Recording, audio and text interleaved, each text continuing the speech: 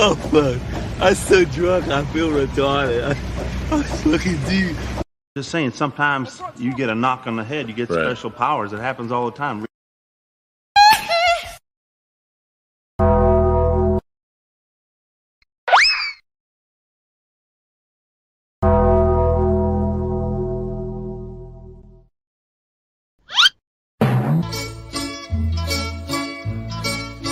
When the moon hits your eye like a big pizza pie, that's amore. Can't you dig it, sucker?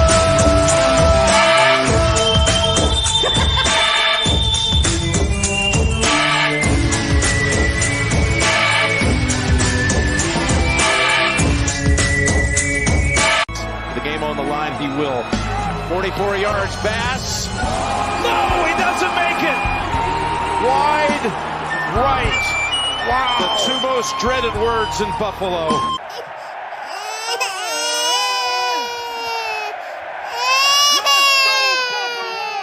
I'm talking to America here, excuse me. Oh yeah! What up? Hello, Internet. We're back for another terrible Tuesday. Fucking UFA first week of the off season for us. We have one more week of football left, but that's not until next week. And then we become a basketball show and a UFC show and a wrestling show. We just become completely open to sports after that. All sports. Kind of like what... Yeah, until football season. Then we only care about football again. So, this is like the first show we're going to have that's like not totally football related. Amazing that we've gotten here. The rest of our cast sucks tonight, so like they're going to be coming in later. So it'll be me and Brendan starting this evening. Got a feeling to be a reoccurring theme until football season. To be me and Monkey hanging out, just like when we started this show. To be me and Monkey hanging out. Yep. So, we have a lot of topics on the docket this evening. We will later on in this show, in this podcast, be covering the Vince McMahon scandal and the fallout with what that is. But we want to get to some happier stuff first before we just start doing all of that. So yes, that is coming. We will be talking about that. It's like the big topic this evening. But before we get into that, let's talk about some more positive stuff because we're gonna get really dark tonight. It's gonna be a deep dive in the rabbit hole, and it's not gonna be a fun rabbit hole. This isn't Bugs Bunny's house that we're talking about here. All right, so let's start in the NFL. Let's get the football out the way because there's not much to talk about. We know the Super Bowl matchup: Chiefs, 49ers. That's basically set. We spoke about it in the last podcast. So other than what we've already talked about on Sunday, how are you feeling about the game going into next week?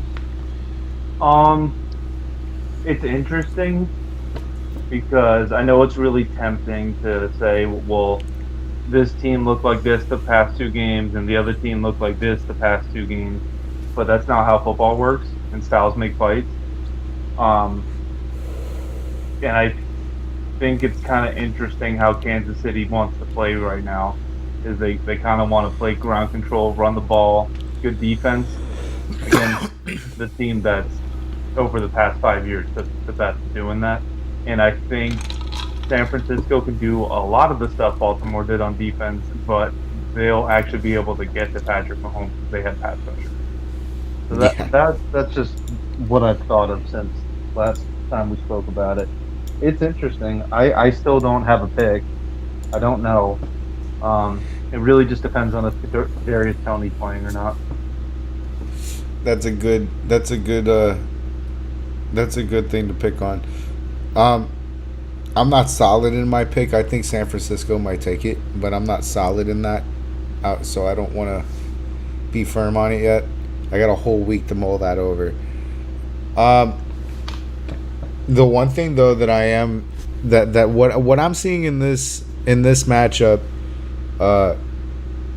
one team has the better overall team, but not the better quarterback, and the other team has a quarterback that's been here and done that and won that a few times.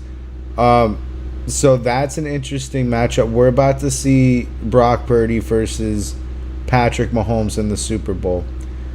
I didn't think I was going to say that sentence this year.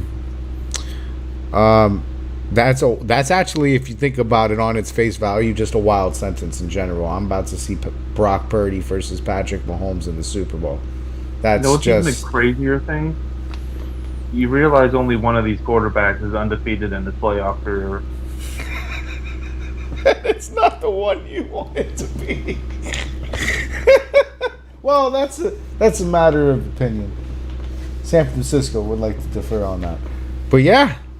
The other thing that I'm seeing though is defenses. 49ers on paper has the best defense, but it's been Kansas City's defense that's really shown out in these playoffs, which is wild to me. They shut down the Dolphins' prolific offense. They shut down the Ravens. They basically told the Ravens, you're not going to run the ball. You're not even going to think about running the ball. So forget that. I think the Ravens told themselves to forget about running the ball. That was dumb. Even then, they stopped the Bills when they were on a hot streak and made their lives miserable. Like, this defense has played very good football for the last 3 weeks. So this is a very interesting game, dude. This is a very evenly matched setup, which you would expect. It's the Super Bowl, but this one's hard to pick. It is. We'll have plenty of time to fucking go over all the details, and we'll know more. Most teams should be healthy. Besides, Kansas City did lose a pass rusher, forgetting his name right now, towards ACL. So they're losing the guy going into the Super Bowl. That sucks, but you got to think they'll probably get Willie Gay, who will be playing. I mean, different position, but having your starting linebacker is pretty important when you're going to play Christian McCaffrey. Yeah. In other news, I mean, we rattled off a whole bunch of coaches on Sunday. Sorry about that. The only ones that are different, Bills promoted Bobby Babbage from linebacker coach to defensive coordinator. We found out today Lions' Ben Johnson will be staying in Detroit, so they're really happy in Detroit over that one. Arthur Smith got hired by Pittsburgh as their next offensive coordinator, and in other news, Damian Williams was arrested for domestic battery against his pregnant wife over an argument about dog food. Yep. Good job. Way to go, D. I wonder what the argument was about. Like, I hope it was like wet food versus dry food, like something real dumb. You bought the wrong brand, you fuck. Or the dog fucking shit all over the house, and that caused the fight. You know what happens when he eats Iams. All right, so one other coordinator got named too. The Patriots elevated DeMarcus Covington, who was their defensive line coach, to defensive coordinator. So they're keeping everything in-house. They're not even trying the market. They're just saying, you know what, just bring the guys up. On defense, yeah, that's pretty much what they're doing. But can you blame them? I mean, that was a top 10 defense last year. Right? That's what you want to do. I'm curious as to And this is so I hate my fan base. Well, so even much. Jared Mayo. Yeah. He, I hate my fan base so much because like Bill's not getting a job or whatever. The rumor right now is they've interviewed a fuck ton of people for offensive coordinator, like 10 different people, but they're all like super inexperienced fucking pass game coordinator shit like that, because that's how it works, right? But the idea has been floating around that they'll bring Josh McDaniels back, and everyone hates it, and I'm like, why? Why do you hate that? And they're like, oh, well, look at what he did with the Raiders. I'm like, that's what happens when he's a head coach, you ding ding. You fucking dumbasses. Like, dude, this guy got Jimmy Garoppolo like $100 million and took Mac Jones to the playoffs. I think he's good at his job. just don't ask him to be a head coach. That's all. Yeah, we got one of those. We don't need him to do that. And because what I'm worried about is you get one of these hotshot new fucking whatever, and then he does good for a year or two, and then he leaves. I don't want that. No. All right, so that's the NFL. We only have 15, 16 minutes of contact for the NFL today. I'm sorry, guys, for most of our football. What's going on, guys? I'm sorry. Yeah, it's the week before the Super Bowl. Never really a big. We're not busy. talking about the fucking Pro Bowl. We're not doing it.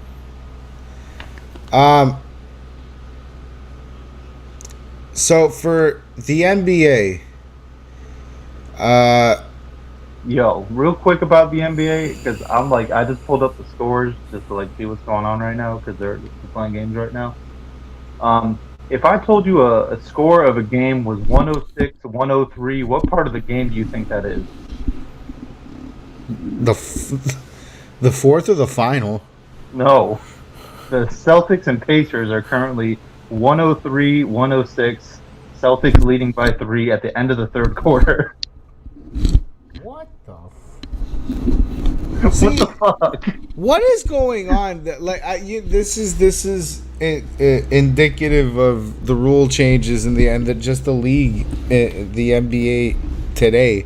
Because I was noticing that when I watched no, it wasn't this last Heat game, but a few Heat games ago when we were just getting fucking dog walked by like 30 points. I forget by who. I think it was Memphis. They were like at 100 fucking points going into like the 5-minute mark of the fourth quarter or the third quarter. Like they were fucking. They had hit 100 points before the fourth quarter hit, and I was like, "What the? I've never seen that before." Like, I haven't watched this. Like, what's going on? And then it hit me. Oh yeah, that's right. League friendly, score friendly league now. Yeah, makes sense. No one told the Bulls and Raptors they're midway through the third quarter and it's 62-71. So yeah. No one told them. No one told the Heat either. No. Speaking of, they're on a 7-game losing streak after losing, I think it was to the Suns this last time. Yeah. Check. Eric 118, 105. Eric Gordon cooked the Heat, bro. That shit was nasty. He put up like, 30 points? Eric fucking Gordon, really? Tyler Herro had a fucking terrible night. Eric Gordon put up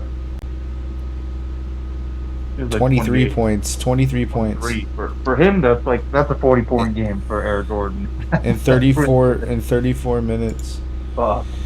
Jimmy had 26 points. Herro had 17. Rozier had 21. Fucking Booker had 22. Durant had 20. Like, these guys have, from what I've seen, zero defensive capability this year in the few games that I've watched, which I'm going to be watching a lot more now the football season's over. But in the few games that I've watched currently, like, we have zero capability of stopping anything on defense, like, at all. And it's bothersome because on top of that, we're trying to outscore fucking people that can walk to the basket. Meanwhile, we get cold, and when we get cold, we get freezing fucking cold. So it's been a frustrating few weeks being a Heat fan. Yeah, it probably is, and it's such a weird season because I think they had a 7-game winning streak towards the beginning of the year too, so that's just like really inconsistent. I just don't think the current way they built this team was smart.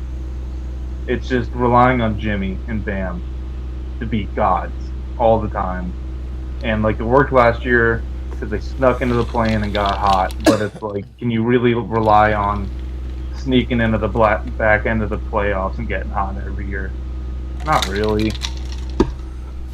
It's too small.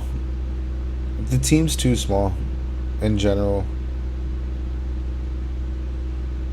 And I understand the league's small, but like we're like the smallest team in a small league. Yeah, I mean that's true, but like when you look at a lot of like the top teams right now, they're all big. Like Denver's really fucking big. The Celtics are massive. Indiana's pretty fucking big. Yep. Orlando's pretty fucking big. I mean, the Lakers aren't doing too good, but they're a pretty big. But they're a pretty big team too. Yeah, they are. I was about to say the Lakers. And then you got to shout out the Clippers, bro. No one's talking about the Clippers, and Minnesota. They're both like, I think are gonna go really deep in the playoffs. Like I think the Clippers might even make the fucking finals this year, but no one talks about them. The only other headlining stories on the NBA side, we'll get to the scores in a second.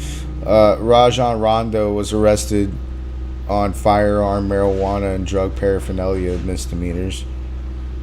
And KD's set to return to Brooklyn tomorrow, which isn't really a headline, but you know, gotta slide something in there. But yeah, let's get to some of these scores. So we'll do yesterday, but it by next week we'll have like a week of scores to talk about. But we'll do yesterday. There's actually quite a bit of games yesterday.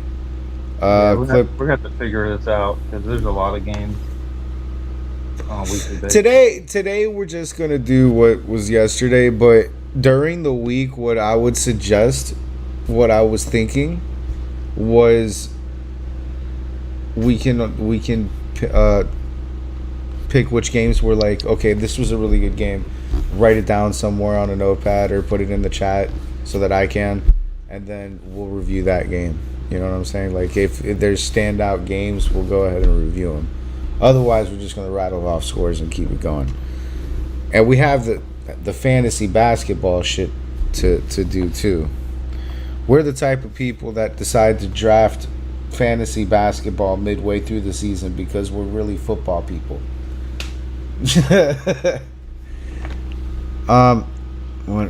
Where are we here? Okay, so Clippers 108, Cavaliers 118. Not really.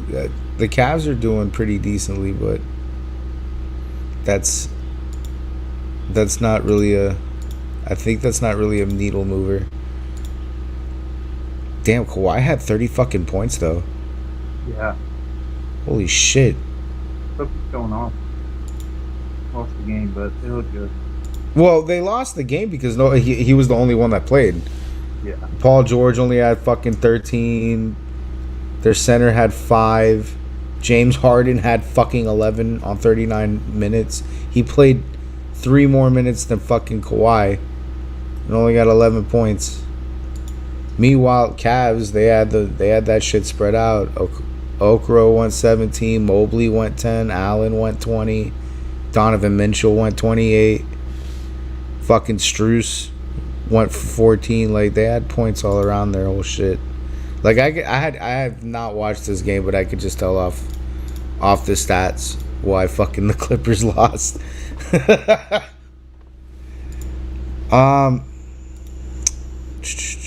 Jesus Christ. Knicks 113, Hornets 92. They've been doing fucking good. Jesus, look at this one. Jazz 114, Nets 147. I've never seen a score go up to almost 150. Really? My team's done it like 5 times this year. I haven't seen it.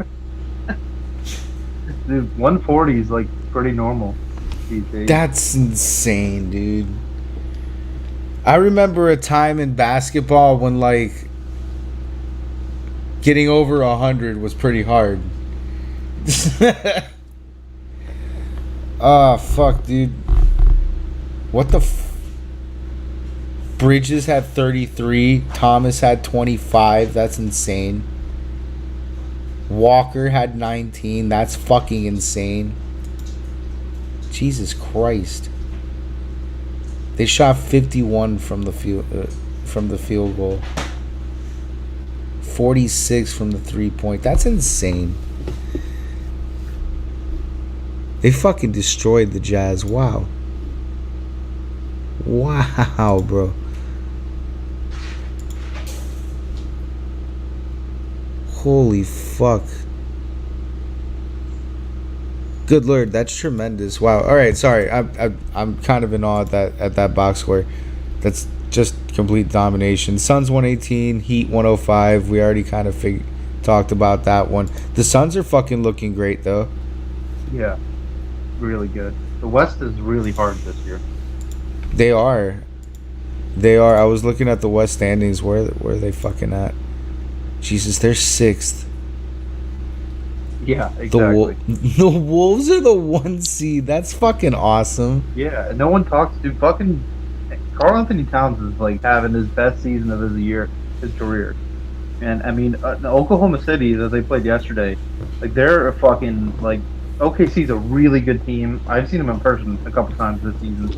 I live like an hour away, and I watched them beat the fucking Celtics.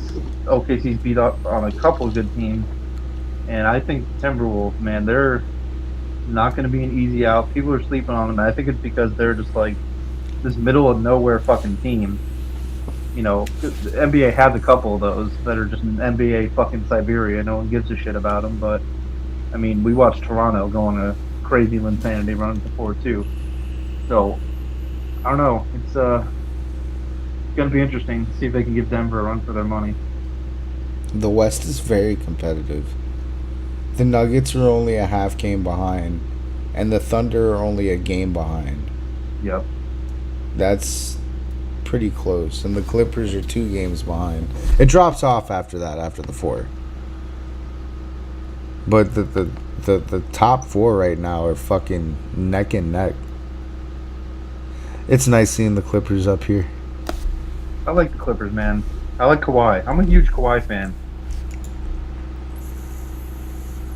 Yeah, look at this in contrast. What I just named in the West, and I look at the fucking East.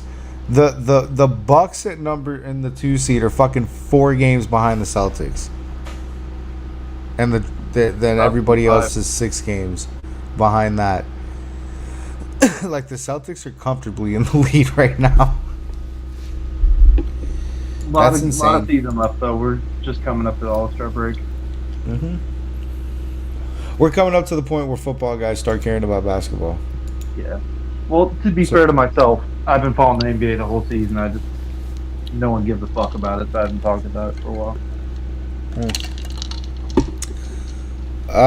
Speaking of the Celtics, 118 over the Pelicans, 112. That was an awesome game. I watched that game. Fucking the Celtics were down like I think 25 at one point in this game. They were cold as fuck. They had a crazy comeback, and it was fucking Derek White who has terrorized so many fucking teams because the Celtics are weird right now because you can't really do the shit that teams have always done to the Celtics. Like you can't just like run a double team at Jalen or Tatum and just like force a bad shot because everyone can shoot. So people, that's what like I'm the seeing. Pelicans, they'll fucking like that's what they did last night. They started running these double teams. And they just said, all right, here you go, Derek White, with your bald ass. And he just fucking kept sinking them. And it's like, man, they're gonna be a tough out. Brown had 22, Tatum had 28, White had 17, and Holiday had 20. That's fucking really, really productive out of your starting lineup. Horford had 11, 8 rebounds. Pelicans had a decent night from Did. at least two of their. Brandon Ingram went 28. Zion Wilson went 26. I would expect his rebounds to be a bit bigger, but okay, 26. Yeah, McCollum went they 16. usually are, but like when you play a team like the Celtics, rebounding is so hard because you got two big ass wings. You got fucking Porzingis on the floor. If he's not on the floor, fucking Al Horford's on the floor. So you got 3-4 guys on the floor at all times that are just rebound monsters, averaging 8 to 10 a game, all of them. Wolves 107, Thunder 101. That one looked close. That was a good game. Towns had 21. Fucking Edwards had 27. That's cool. Holy shit. Gilgeous Alexander had 37 points. Dude, him and Anthony Edwards are like two of my favorite young guys to watch right now. They're so fucking good. It's not even fair. That's fucking nice. Kings 103, Grizzlies 94. Gee, here's another one. Rockets 135 over Lakers 119. I love when the Lakers lose. Get Good this. job, This was a losing effort. LeBron James 23 points, Anthony Davis 23 points, Russell 23 points. They had 16 points coming off the bench from Hachimura. Oh, wow. But check out the Rockets. I'm going to totally fuck this name up. Who's Sengun? Sengun? Oh, Sengun. Sengun? Like yeah. 31 fucking points. Jalen Green, 34 points. 41 minutes. These guys played 40 and 41 minutes. Great. That's wild.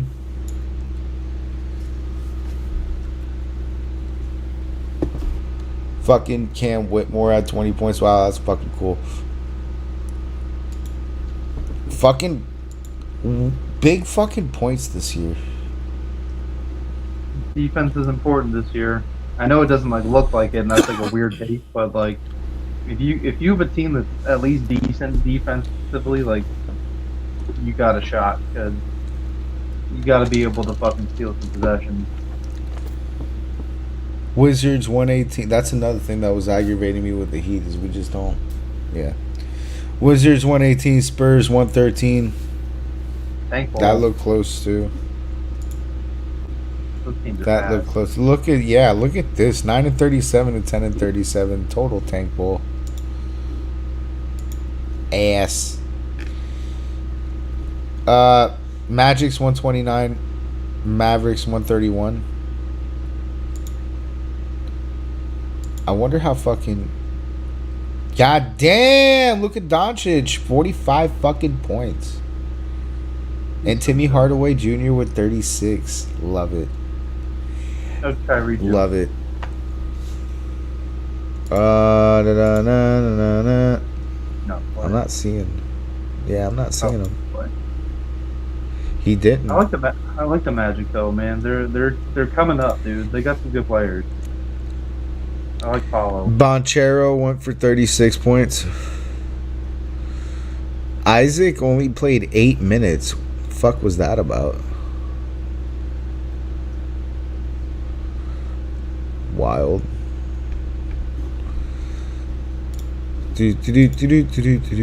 Looking. Bucks 107, Nuggets 113. That's expected. Maybe the coach wasn't the problem. Fucking fraud. Doc Rivers fucking Bucks. Here we go.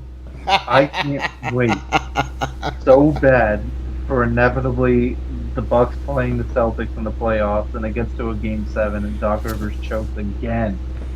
I can't fucking wait. It's gonna be awesome. They're gonna get to that game 7 too and be like, shit. It's here again. My old enemy. The other one sucked too. 76ers 104, Trailblazers 130. Fucking wild. Yo, Knicks the shit they're doing with Embiid, it's so weird, dude. I don't get why they're resting him so much at the beginning of the season. Like he can only miss 5 more games if he wants to win any postseason award. Kelly Oubre had 25. Disgusting. How long is Embiid sat out for? I can't remember what the max limit. I think the max limit is like you can fucking rest. It's like 15 games, and if you go over that, you can't win MVP or any of those other fucking awards. Wow. As for tonight's scores, Knicks are about to close out on the Jazz, 118 to 101. Celtics are up on the Pacers with 4 minutes left in the fourth quarter. Celtics are 123 over Pacers 116. The Hawks are fucking dog walking the Lakers. Good. 131 to 116. They only got a minute and some change on their game, and Bulls and Raptors are close right now. That's the game. 30 seconds left in the third quarter. Their Raptors are up by a point, 88 to 87. So neat. I think the Philly and Warriors tonight in about 15 minutes. That'll be good game. How are the Warriors doing? Not great. No, they aren't. 1924. Jesus fuck. It's over.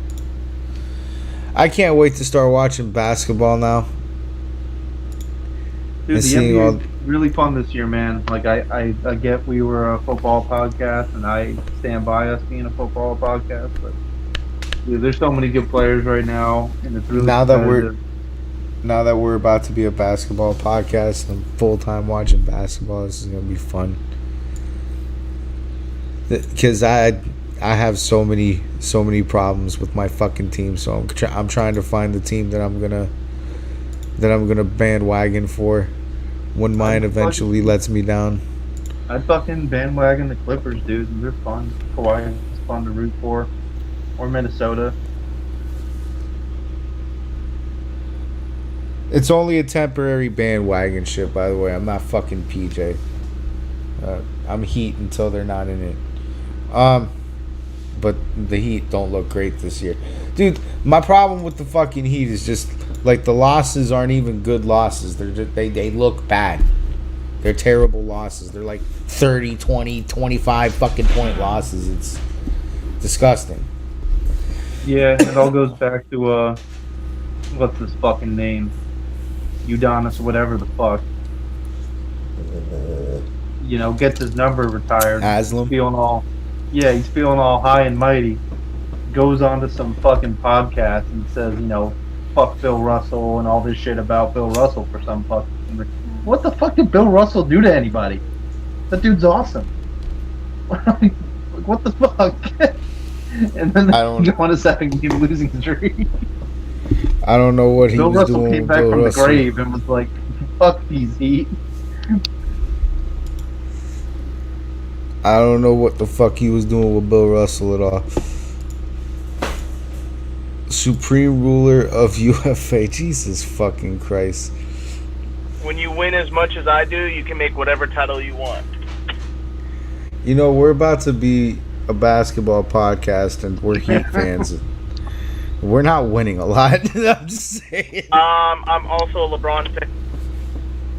Oh, that's not going well either. He's not winning a lot either. If LeBron wins, I win.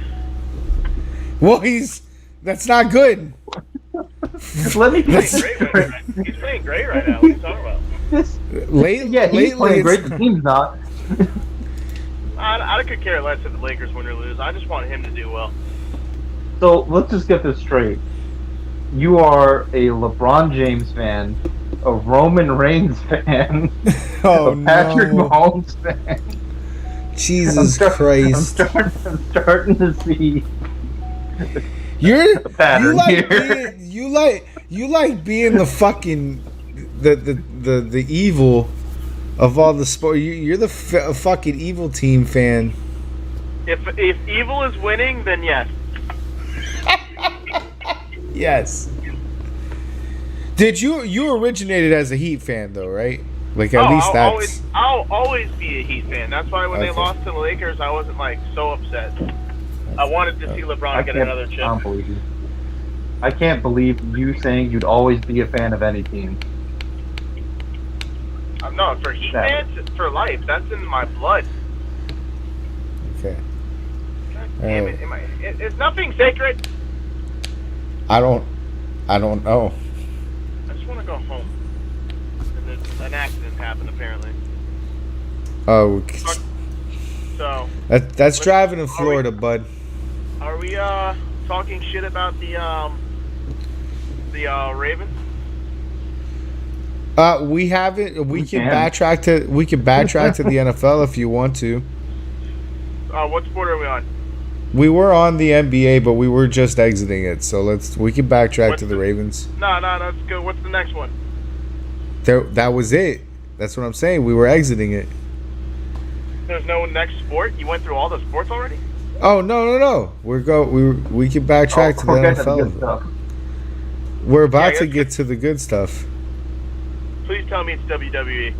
Yeah. Oh yeah. Yes, let's go. Let's dive All right right. in. You just made it right in time. Perfect.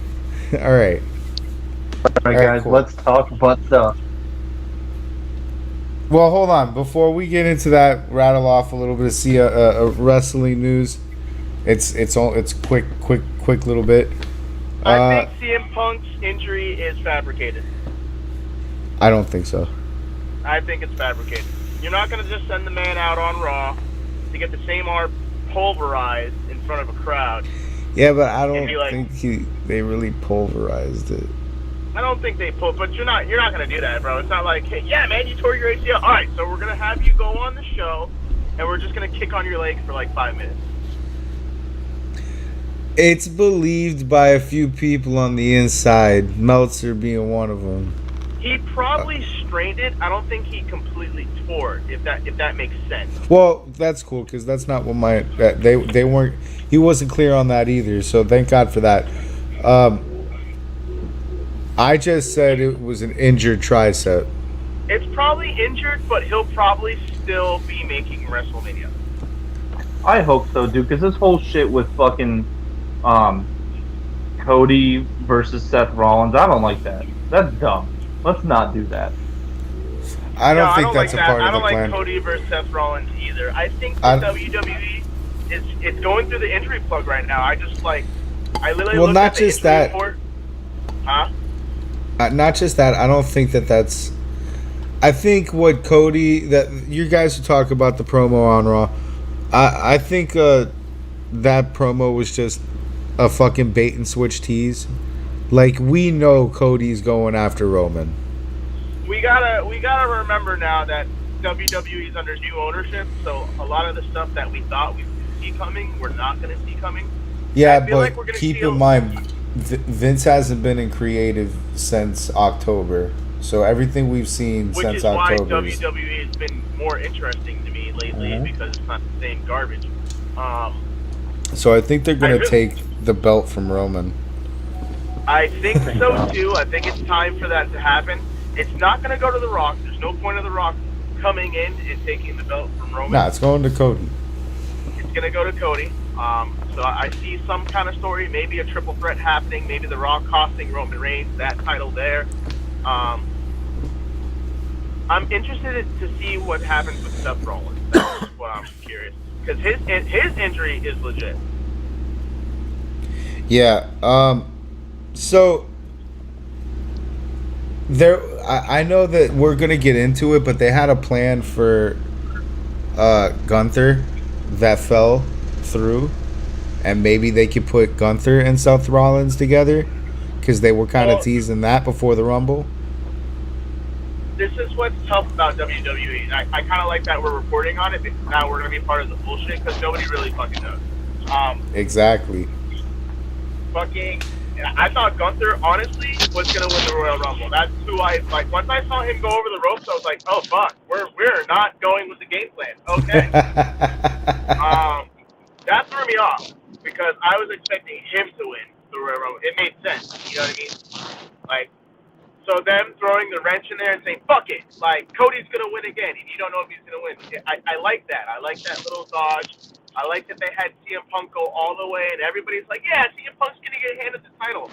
And WWE said, fuck no. We want you to think that, bitch. Things are different now. It's not going to be the same shit you see in the last couple of years. So I like that creative push. I think Brock Lesnar was supposed to be involved as well. Yeah, we'll get to that, but he was supposed to be involved. We're going to get to why he's not anymore. I don't know if you guys saw the injury report for WWE, but man, it sucks, dude. Like, there's a lot of top stars on that injury report right now. Bad time for it to happen, too. I mean, we're like heading straight down the road to WrestleMania, Elimination Chamber soon. Like, it's a bad fucking time. It's a bad fucking time, because there's some big guys that can fill in for certain spots, like Braun Strowman's injured. Kevin Owens announced that he got a foot injury. He worked last Royal Rumble with a foot injury. That's fucking impressive. I think we're going to see a lot of NXT call-ups. And I think we're going to see a collaboration with TNA.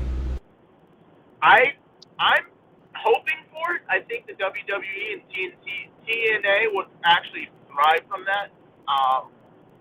And it would put the final nail in the coffin of AEW. Such a wasted brand right now. I'm excited for WrestleMania. I'm excited for all these possible stories. This is the first time where we've seen they tease storylines and then they kill them. Does that make sense? Yeah. Which that was a '90s tactic. That was an Attitude Era tactic. Which I like that storytelling, because you think it's gonna go one way and then it's just like, nope, sorry, we're doing a U-turn and we're going here. I like that. I like the creative, because I was at the Royal Rumble and I was sitting, goddamn, so many diehard wrestling fans.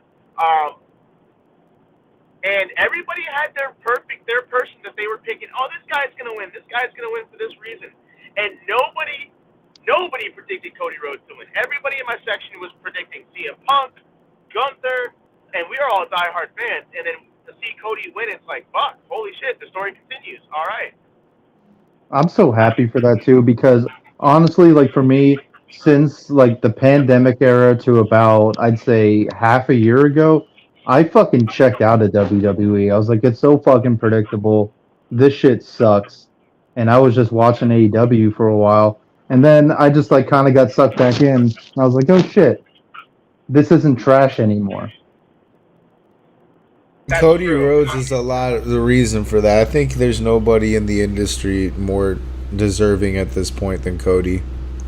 It's not even just deserving. The man can wrestle. Like, every time I see him in the ring, I'm like, oh, wow, he actually knows his spot. He knows how to sell. He knows how to undersell, oversell. He just knows how to work. The final 10 minutes between CM Punk and Cody Rhodes carries the fuck out of that. It was great. I was invested. You didn't know which guy was going to win. Half of you wanted Cody. The other half wanted CM Punk. It was a great segment, and I was just like, damn. Cody got his tooth knocked out? And he kept going. I didn't even realize he got his tooth knocked out. And he came on the mic after WrestleMania. This was off air for you guys. And he said, thank you guys for being supporters of everything, through all the crap, all the bullshit, blah, blah, blah, blah. And, he did his spiel like last WrestleMania was a fluke, and he promises to get it done this year. And it just sounds like he's genuinely happy of where the company is right now. Yeah.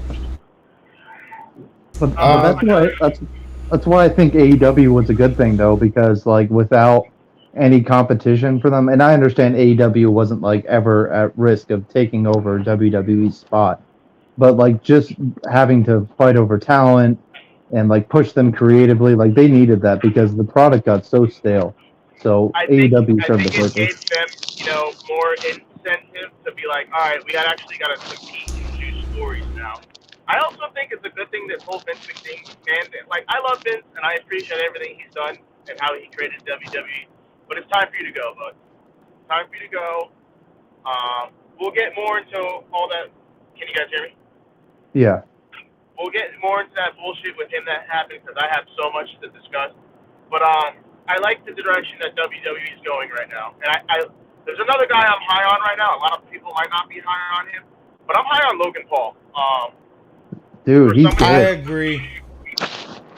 For somebody who's like not a wrestler to come in and just perform the way he's done in different matches against different top guys, it's been impressive. It's been an impressive run. His mic skills could use a little bit of work. His selling could use a little bit of work. But other than that, he's a high flyer. The guy works. He puts it all on every match. He's a goddamn good heel, man. Holy shit, he's a great heel. He's a very good heel. He's born to be a heel. I'm very high on that guy. And that's, if Logan Paul decides to stay with the WWE, there's so much they can do. He is. Logan Paul signed a contract with them. He's going to be full-time. And he's got to be, if you're going to hold the title, too. Like, you can't be a part-timer holding the title. They barely even let Brock do that shit. The only tough part I see with that, and I think I saw an interview with John Cena. Don't tell Roman Reigns that, by the way. If you see, like, the guys like John Cena, The Rock, Logan Paul, it's tough to get them to be full-time, except for Roman. He doesn't have an excuse. It's tough to get them to be full-time because they're in so many different things. And I just want to see Logan. I think he's done with boxing, right? He said that officially, like that was a statement from him, right? So if he's full-time WWE, he's good. That's a good pickup for WWE. So, all right, what do we want to get into? Speaking of good pickups, rumor has it, this is a rumor, this is a couple of different sources have been talking about this possibility. Malachi Black might be returning to the WWE after his contract ends with AEW, and it's coming up shortly. It's like 3 or 4 months left before that happens. And then I think we all saw Pat McAfee is back in WWE. He is the announcer for Raw. So I'm guessing this is his off-season gig. This is what he's going to do when we're not playing football, which is cool because that's what we're doing when we're not playing football. Watching football, rather. But yeah, so that's it. That's that. All right. From here on now, things get dark. So I've learned on YouTube and on listening to a lot of people's podcasts that now is the part, because this is a recorded show and other people will end up seeing this later when I, advertise the link and stuff to it. This is the part of the show that I am supposed to say trigger warning. Because everything that we are about to talk about is gonna be fucked up.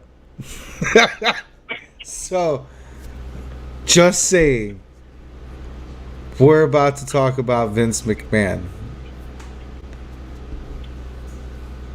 You have been forewarned. Okay, that's it. That's your warning. And then the other thing that I've noticed with podcasts is we're about to say allegedly a lot. The word allegedly is going to come out of my mouth an insane amount of times that I didn't want to have to say it as an insane amount of times. But I'm already poor and I don't want to be sued. So let's talk about what we know. And I'm not going to go into too many insane bloody details, even though there's a lot of details in this and very few of them are not insane and bloody. So I'm going to try to keep it as controlled and limited as possible, because if not, we're going to be here for another 3 hours. But I am going to say, I'm going to give you the full gist of the thing. So The TLDR is Vince McMahon had a 3-year sex slave. Here's the story. That's fucking crazy when you put it that way. What the fuck? I'm gonna laugh because I don't find this funny in the sense of it's something to laugh about because haha. I'm gonna laugh a lot because that is a nervous reaction. But that line is funny. Vince McMahon is 79 years old, had a 3-year sex slave. Or 70 whatever years old. Motherfucker is 70. You know what I don't get about these fucking stories that keep popping up like this, like, everywhere?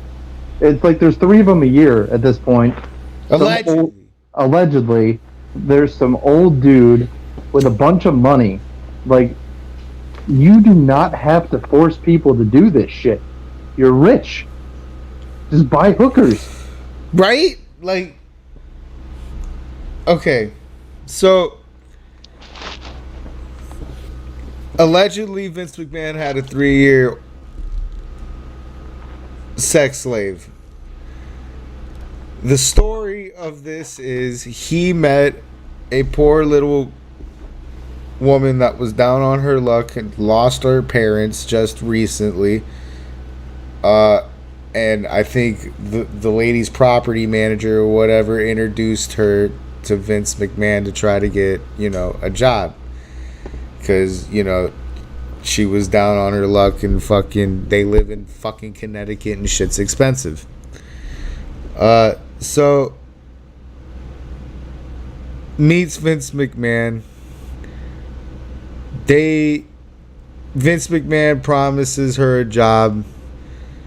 It becomes pretty clear what the job is. And the job isn't. What he promised was, ultimately he promised her that she was going to be the vice president of WWE. Clearly that wasn't the case unless it was the vice president of the sex slave department, which that I would make her the president of. That what she's been through, that's definitely deserving of presidency. But nonetheless, she was promised one thing, got another. Ended up at first being his personal sex toy, and he, would violate her multiple fucking times throughout the next 3 fucking years just on his personal one-on-ones with this lady. Allegedly. The shit that he did to this lady, allegedly, involved a lot of heinous shit that caused a lot of bleeding and a lot of uncomfortableness and bruising and pain. And there's one detail that I can't just gloss over. He used sex toys, dildos of various sizes, and named them after male professional WWE superstar wrestlers, whatever. So, like, all I can think of is, like, here's the Big Show, and then here's Hornswoggle. Like, that was weird. But then this turned into,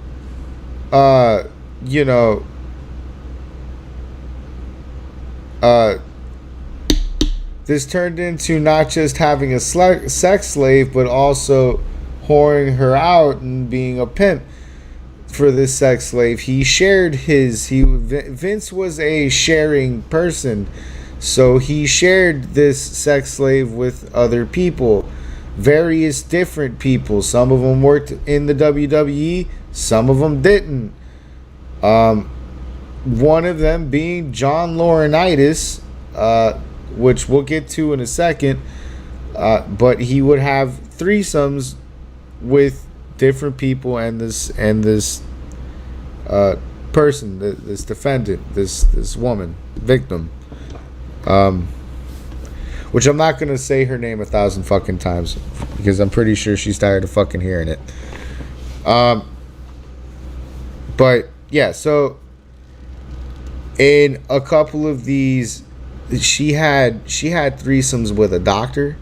I think it was a celebrity doctor, which, by the way, we'll get to in a second. Now, how she gets to the doctor is crazy. But she had a threesome with that guy. She had a threesome with Laurinaitis, which sounds a lot more like in the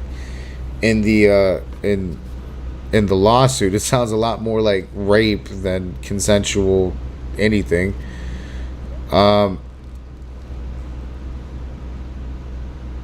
In one of the threesomes, this is gross. In one of the threesomes, Vince McMahon shit in this woman's hair and down her back, and then told her to continue fucking his friend while he went and took a shower. And then when the friend left, she still stayed covered in this dude's shit and continued servicing Vince. This is all allegedly, by the way. Yeah, there's no easy way to put that one, by the way, so sorry. It's gross. I'm pretty sure. Is there more or? Oh no, there's a fuckload more, but go ahead. You can cut me off at any time to make comments. Because there's a fuckload more. And I'm giving a short version. In the world of money, and the thing that annoys me about society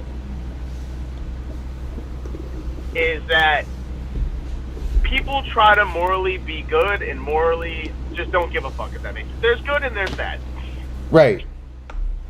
The thing that annoys me is how fast people will crucify Vince McMahon for this and be like, what a disgusting human. When I know a good majority of the population is filthy, disgusting animals, and the shit they do behind closed doors is disgusting. Which we will be discussing.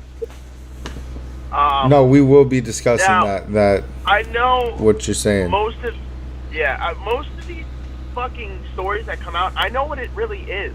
That, like, I wish there was a court where it was like, yo, both of you can't fucking lie. Nobody's gonna win. Nobody's gonna go to jail. Like, I don't know. I wish there was some way to be like, no, I want the whole fucking story. I want the fucking truth. Because I know this woman was like, oh, you're gonna give me this? Fuck yeah, I'll do it. Yeah, you want me to sleep with this dog? Fuck yeah, dude. Like, I'm sure she got paid and got some incentives along the way. Now, maybe... which I'm going to cover. You're right. She did, and I'm going to cover that. And, like, Vince, you're a sick fuck, man, to shit on somebody, dude, in front of you. Like, what the... I don't know how real or true that is, but if that's true, that's fucking disgusting. Holy shit. But I know some women out there that'll do this shit for free. Yeah, and like the part of it that fucks with me is like, whatever, dude. If you want to like shit on people or whatever your things are, I don't agree. That's gross as fuck. Go ahead and do it. I don't care. Just don't shit on me. But the part where I'm like, what the fuck are you doing? And this is like with any business, is like, why are you wrapping this all into your business, your baby? Like, go shit on people in your free time. Why are you hiring this girl and basically blowing up your whole company? Like, he's a smart dude. You should fucking know better. You don't fuck with people you work with. I mean, the only time that's like I've seen that work is like, and it's like notoriously in restaurants, like the servers will fuck each other. But besides that, like, if you're running a business, you don't hire people and then fuck them. Because it always like ends legitimate. like this. So, okay.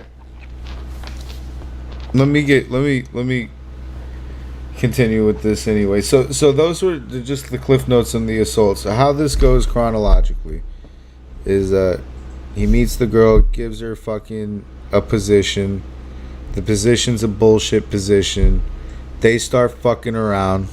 Her and Vince, allegedly. All this is, by the way, everything that I'm saying is I'm pulling off of a lawsuit that they filed. So this is her side of the story. And quick question: is this a civil lawsuit or a criminal trial? Civil lawsuit. Okay. Which we'll get to that. But chronologically speaking, so meets the girl, gives her a bullshit position. Basically, she's doing sexual favors for him. She starts getting hurt in these sexcapades of theirs, and she's seeing a doctor about it, and the doctor, all the symptoms that she's going through, her doctor tells her this is all like symptoms of like hella trauma, just saying.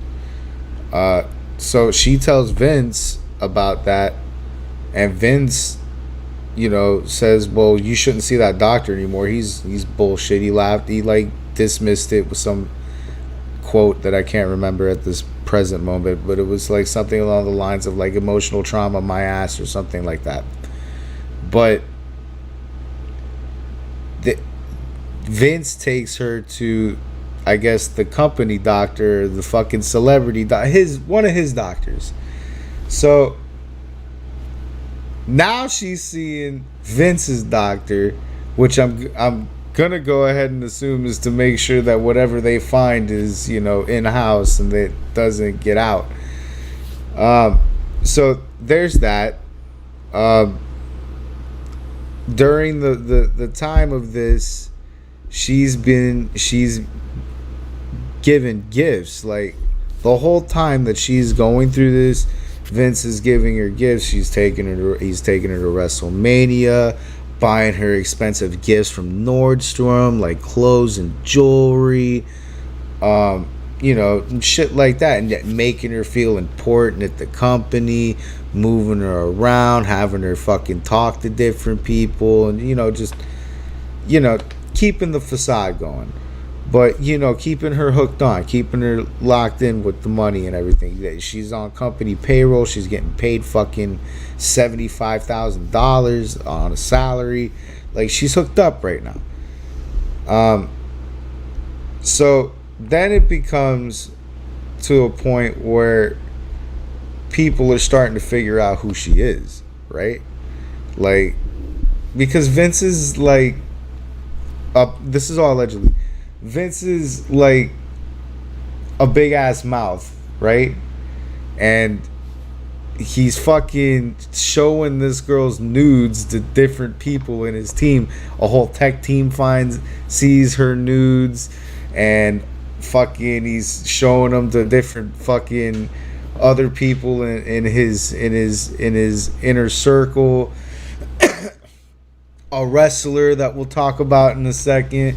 Like, he's not being quiet about this shit. So people that he don't want to know start to figure out who this girl is, and now he has to switch up where this girl's staying and all that. So they move her, to the XFL for a little while, and then the XFL, crumbles. So they bring her on back, and then they give her to John Laurinaitis. And this is where John Laurinaitis comes into play. So now she's a part of talent relations with John Laurinaitis, and now she's basically John Laurinaitis' assistant. And every fucking morning she was breakfast to John Laurinaitis. So she was fucking John Laurinaitis, and then her instructions from Vince allegedly was to get a detailed fucking summary of how that fucking went. All right, all I could think of when they said that in the lawsuit was like, what did you want, a fucking like an article or like a porno mag, or like did you want a sex story? Like, what the fuck is that? Whatever. But he wanted it described to him.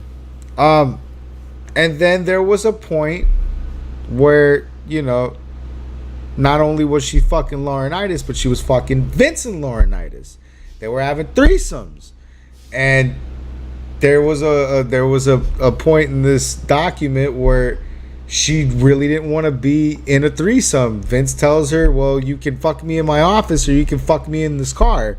And she goes to the office and John Laurinaitis is there and they're fucking, she's telling them no and he's saying no means yes and take it bitch and all this crazy shit. This is on the fucking lawsuit that we're reading it off of. So now it starts to seem fucking rapey. There's a point in all of this where they are discussing a contract with and this is how they quoted it in the lawsuit, with a former UFC heavyweight champion that was a WWE wrestler that the company was trying to re-sign. Wait, hold up. They specifically say UFC heavyweight champion?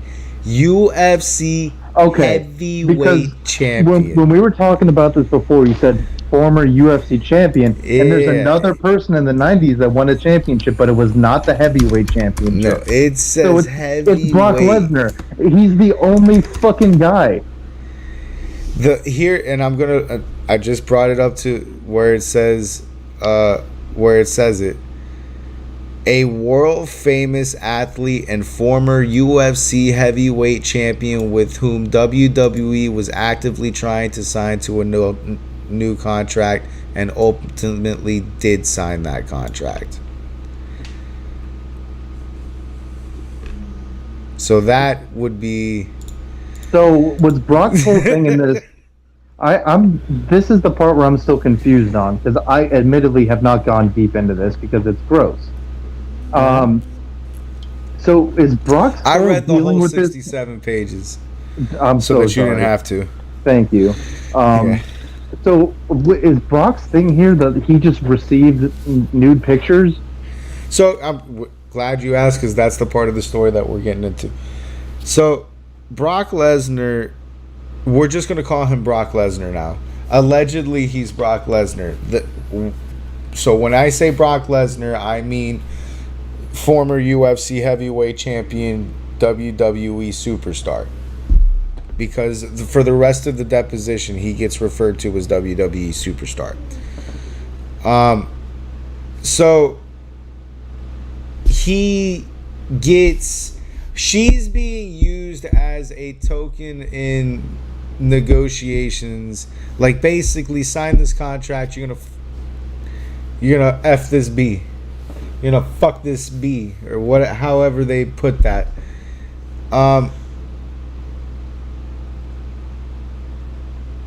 Brock started, they gave Brock her phone numbers. Brock started texting her asking her for videos, and she sent one of her pissing to him. No, Brock.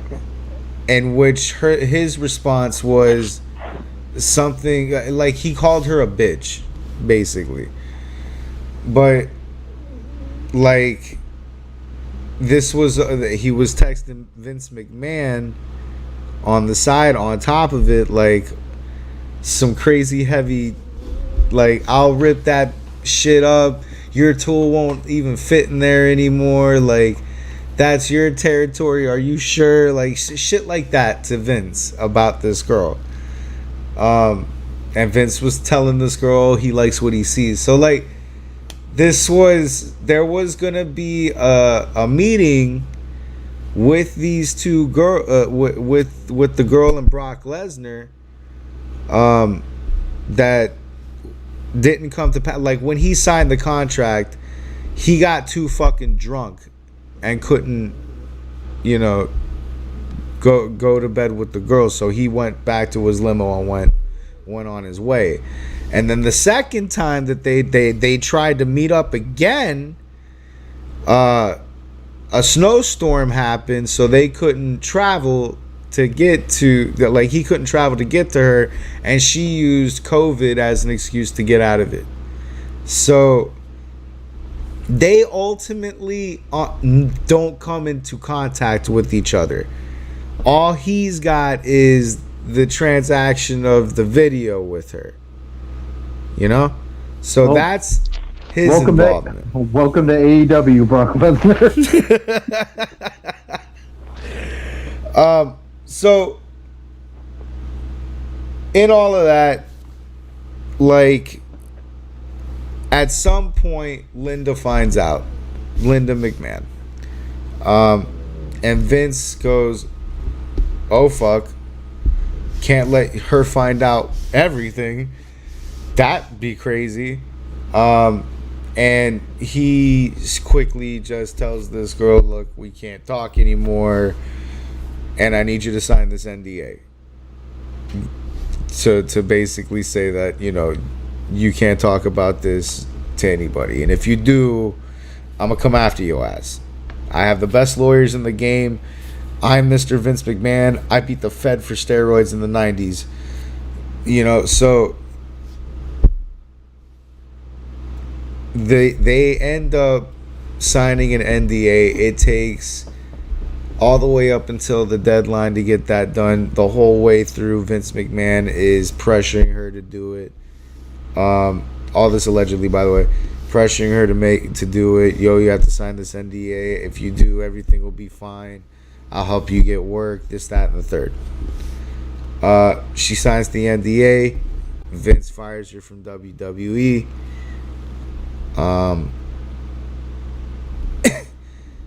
And then I think it was the NDA's agreement was $3 million. Vince ends up paying $1 million of that, and then stops paying it because he feels like she came out because the first round of shit was happening with Vince the first time he left the company. So the first round of shit was happening with Vince. He stopped paying this girl money. This girl said, fuck that. I'm going to get my goddamn money. And then, bam, here we are, lawsuit. So this is all coming out of the lawsuit papers that they filed. It's a 67-page. I give you a very short version of it. It's a terrible fucking read. I don't recommend it. 0 for fucking 10. Like, so let me get this straight. The reason why WWE was asked for so many years was because Vince McMahon was molesting people and had no time to actually write. That's what this sounds like. Well, okay, so in the fallout of this, what we've learned is also a lot of people he either fired or left the company because of all of this. Yeah. Shane being one of them. Shane left the company in the early thousands because this is all, by the way, a rumor, what I'm about to tell you, but apparently he left the company because he wasn't about what Vince was about, basically, and they were fighting about it. So he did. He fired Jim Ross for fucking drinking with Ric Flair at I think it was at an interview at a fucking con or some shit like that.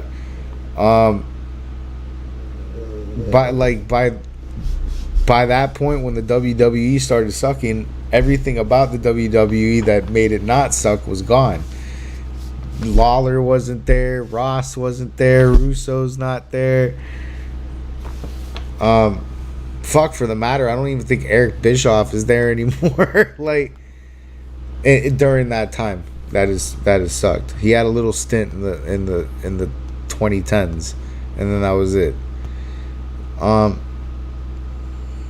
God, dude. But yeah, which by the way, since we're on that, we're also thinking that Bruce Pritchard is among the people that they're gunning for Vince's inner circle because Ronda Rousey kind of ratted him out. Ronda Rousey went on fucking Twitter and said basically like, hey, if Bruce is still around, Vince is still around. So I think they're going to try to kill everybody in Vince's inner circle from this. Because the fallout of this is Vince McMahon obviously resigned from his positions at TKO. So now I think fucking Triple H and Ari are going to fucking clean house. Namely Ari, because it seems like Ari's pissed. So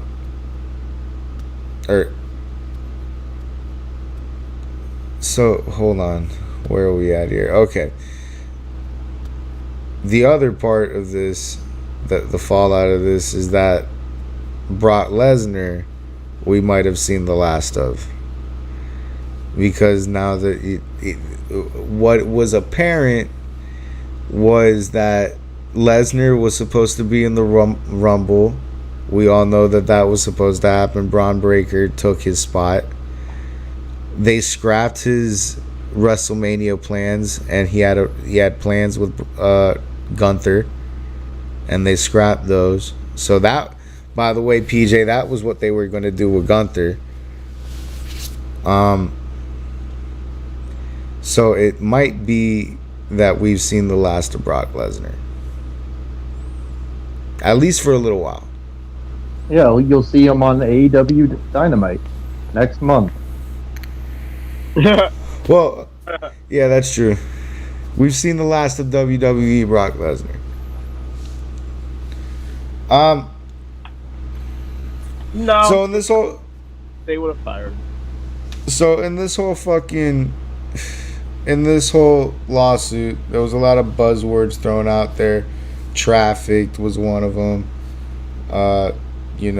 Rape, abuse. So those are the details. They're not all of them, but those are pretty much the cliff notes of the lawsuit. Time for us to discuss.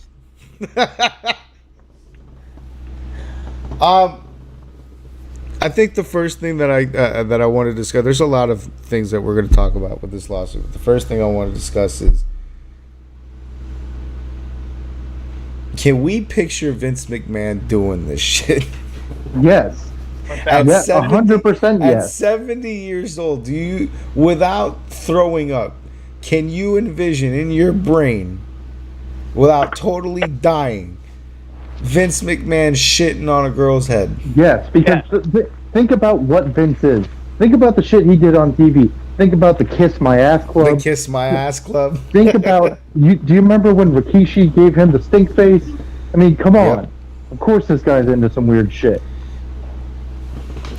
The Dutch Mantel said he's got a shit fetish, and people knew about it. Thanks for cleaning. So gross. It's like the sad, like, this is all so sad, because like no matter what happens with this lawsuit, Vince is done with WWE forever, and his legacy's fucked. Like, I appreciate what he did, but now the reality is that this is what Vince McMahon will be remembered as. They're Chris Benoiting him. They've erased. I read that. I think Paulie sent that to me not but 10-15 minutes ago. Vince McMahon is being erased from WWE, which bears the question now. Like, if you're gonna erase Vince McMahon, like, how thoroughly are we erasing Vince McMahon? Because you can't tell Stone Cold Steve Austin's fucking story without Vince McMahon. They're intrinsically linked. I don't know how they do that. God, it's gonna suck. Either way, but going back to what we think about the validity of McMahon doing this. My whole thing. Now, I'm not defending McMahon because I totally think this man's weird. Like, I know that lawsuits, when they get filed, they're embellished to a big extent because they want to make it seem that way. and they'll pick apart this, and we'll figure out the truth eventually through, you know, if it gets to trial, if they don't buy the girl off. But even if like 10% of what I've read is true, it's crazy. So I totally can see, unfortunately, I can totally also believe that Vince McMahon would shit in somebody's hair at 70 fucking years old, which is crazy. See, but as someone who I won't go into the details because I'm not allowed to, but unfortunately I've been sued before. I kind of know how this goes, and there's a certain portion of this whole thing that can be 100% proven, and a lot of it is just he said, she said. And so a lot of that's going to get thrown out. What they can prove is basically pulling up the records of all the times he shared her nudes, that whole conversation between him and Brock Lesnar, using her as a negotiating piece, and that's all they need.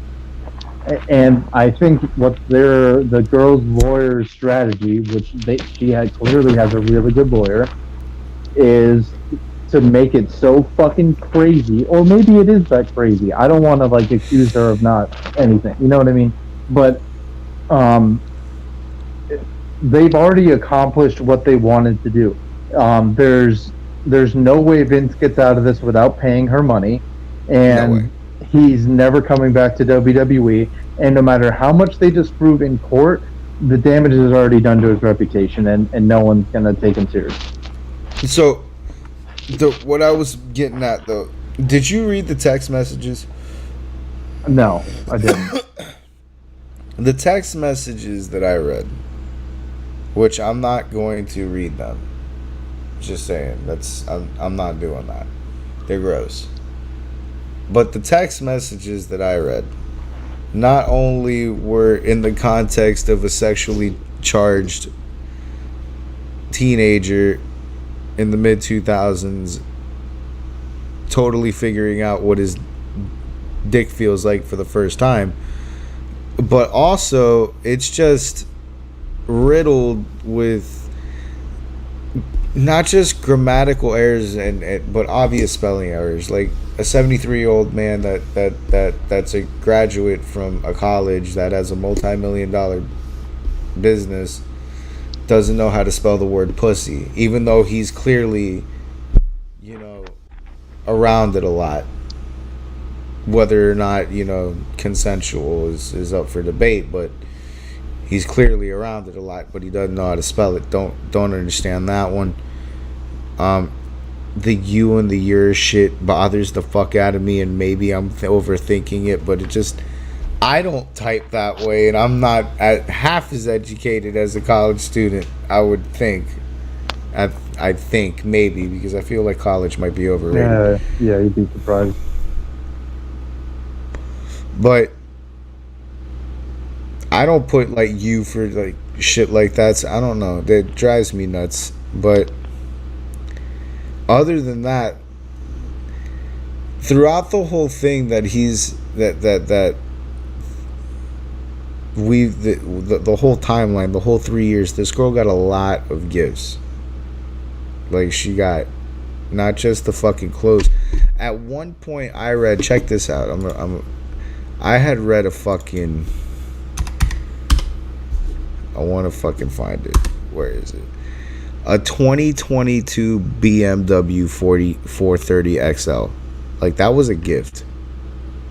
Like, in the entirety of this, she received $20,000 in surgery, like plastic surgery,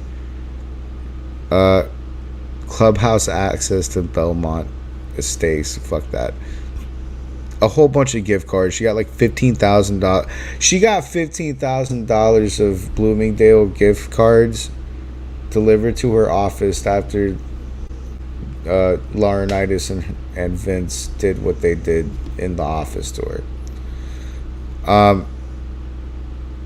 Pearl diamond necklaces, cashmere scarves and fucking coats,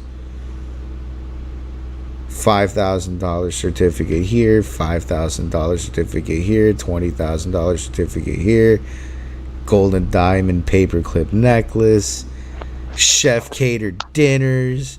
So she was living that good life, at least by gift.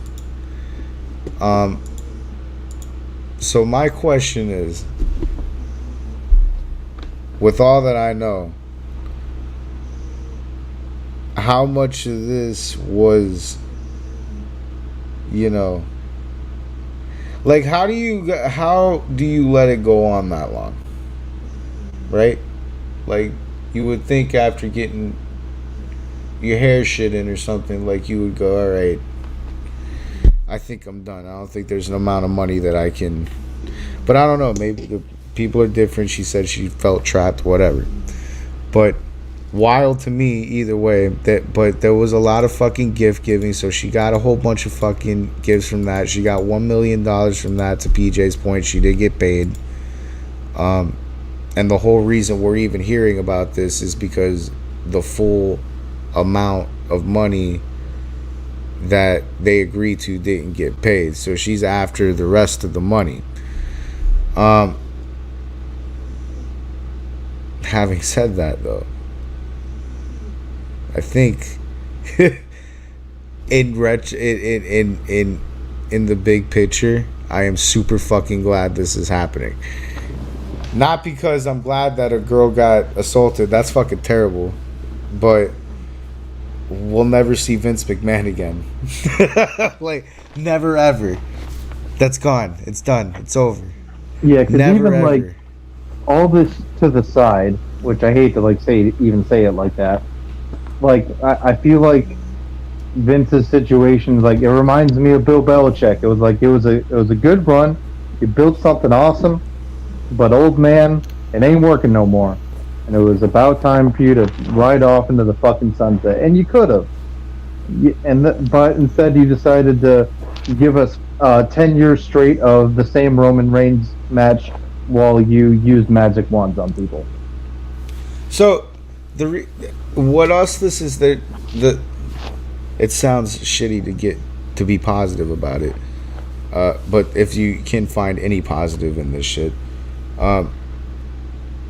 he was getting in the way of change happening. Because the first time he got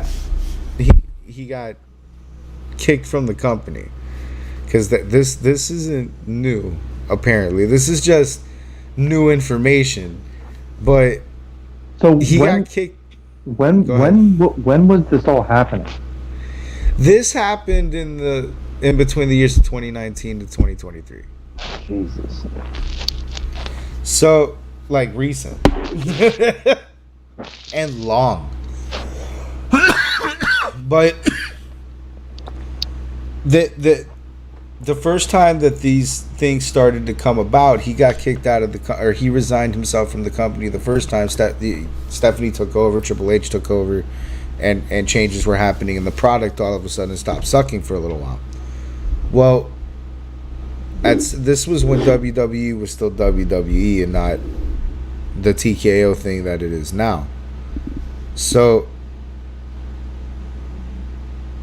he was able to fire everybody that would vote no or had voting power against him, and then put a whole bunch of people there that voted yes to put him back on the board. And when he got back on the board, he basically tore everything apart that was set for change. He fired the NXT training staff. Like, he got rid of William Regal and Road Dogg and all of those guys. Like, Triple H had to put fucking Shawn Michaels there to stop the bleed. He tore down Triple H's creative plans, and this was the time that Triple H was in the hospital for heart surgery because of his heart. He was having a problem with his heart. He was in the hospital for his heart. I don't know if it was surgery or not, but it was something going on major with his heart, and he was recovering from it. So there was a whole power struggle going on with Triple H and fucking and Vince and the creative and all this shit, product started to suck again all of a sudden. And then somewhere around October, finally they pulled Vince McMahon off of creative because the deal gets done with UFC and TKO, and now that's not, you know, just his decision. So they pulled him from fucking creative, and everything that we've seen from October on has been Triple H running the show. And now we won't get to a point where that gets taken away from us. Like, we can trust the product is going to continue to go down the path of good, which feels great, because I've had trust issues with WWE for a very long time, because the creative sucks. It does. And it starts to get good, and then it sucks again. Now we know why. But yeah, so given everything that I've said so far, PJ, what do you feel about the overall thing? Or did you die? All right, we'll come back to you. Go ahead, Brendan. You can take that question. I just hope that Triple H had nothing to do with any of this. Please, God, let Triple H have nothing to do with any of this shit. Like, I'm really, I'm appalled at, even if 10% of that shit's true, he's a fucking disgusting person. Like, what the fuck is wrong with you? And I'm excited for the WWE going into next year, going on to Netflix, because I just have this gut feeling that the WWE is going to get a lot better going on the internet, basically, which is wild to think about. And that's going to change a lot of shit, because WWE is one of the most powerful global brands in entertainment. So if they can pull off going to Netflix, it's going to change sports, everything. It's going to change a lot of shit. And I feel like the product in WWE on Netflix is going to get really fucking good. I don't think they'll go full R-rated shit or anything like that like they used to. But it's going to get a lot better. I'm excited to have Pat on Raw. That's dope. Oh, yeah. I'm just excited to get back into WWE again. It was like a big part of my life for a long time, and I would just, like, you had trust issues, I did too, and then I just like stopped being fully into it. I would just pop in for like WrestleMania and like a pay-per-view or two, and and that was it. That was my relationship with WWE for a pretty long time, and then my kid had to get me back into it. But now I'm seeing like it's everywhere. Like that's like part of like what sucked me back in is like I couldn't escape it. Not even like the internet. It's always all over the internet.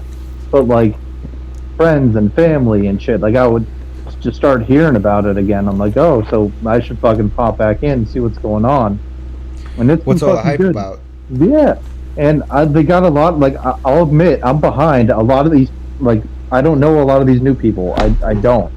And so it's like kind of exciting to like get to know a lot of these up and coming people, and it's fun. A new roster. PJ, when you're back, just cut me off. But shit, as far as I'm concerned, I know that there's going to be two sides to every story, but I don't feel like that I'm going to believe much of Vince McMahon's side, because this is like the 1,000th fucking time.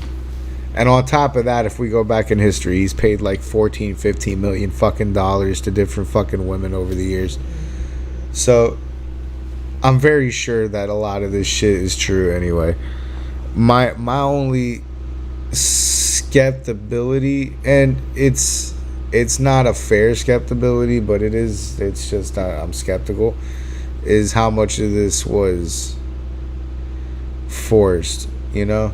Because 3 years is a long time to go through all of that. You know? It is and it's not. Like, and to, like, give the other side of the argument is, like, I mean, do you think the girls that were on fucking Epstein's Island were, like, living in squalor? Like, no, they were living, quote-unquote, the good life. That's a fair point. You know, you just gotta, like, apply it to your own life. Like, for me, like, I have a decent job. I love it. But, you know, if I accused my boss of, like, you know, he shit on me, literally, does that really, like, could you really take away from the fact that, like, I was well compensated at my job, which I am, to, like, invalidate what he did? And that's no. Because I would view this the same way if it was a shift manager at McDonald's doing this shit to some, you know, McDonald's worker. It's just as gross. It's a little more gross with Vince, actually, because, you know, put yourself in that situation. You're young, you're broke. This is like your ticket to getting out, you know? And you're like, all right, so I'll fuck these 2 old, nasty guys, and maybe my life will get a little better. And then that's what I was alluding to. That's what I think the situation really was. Yeah.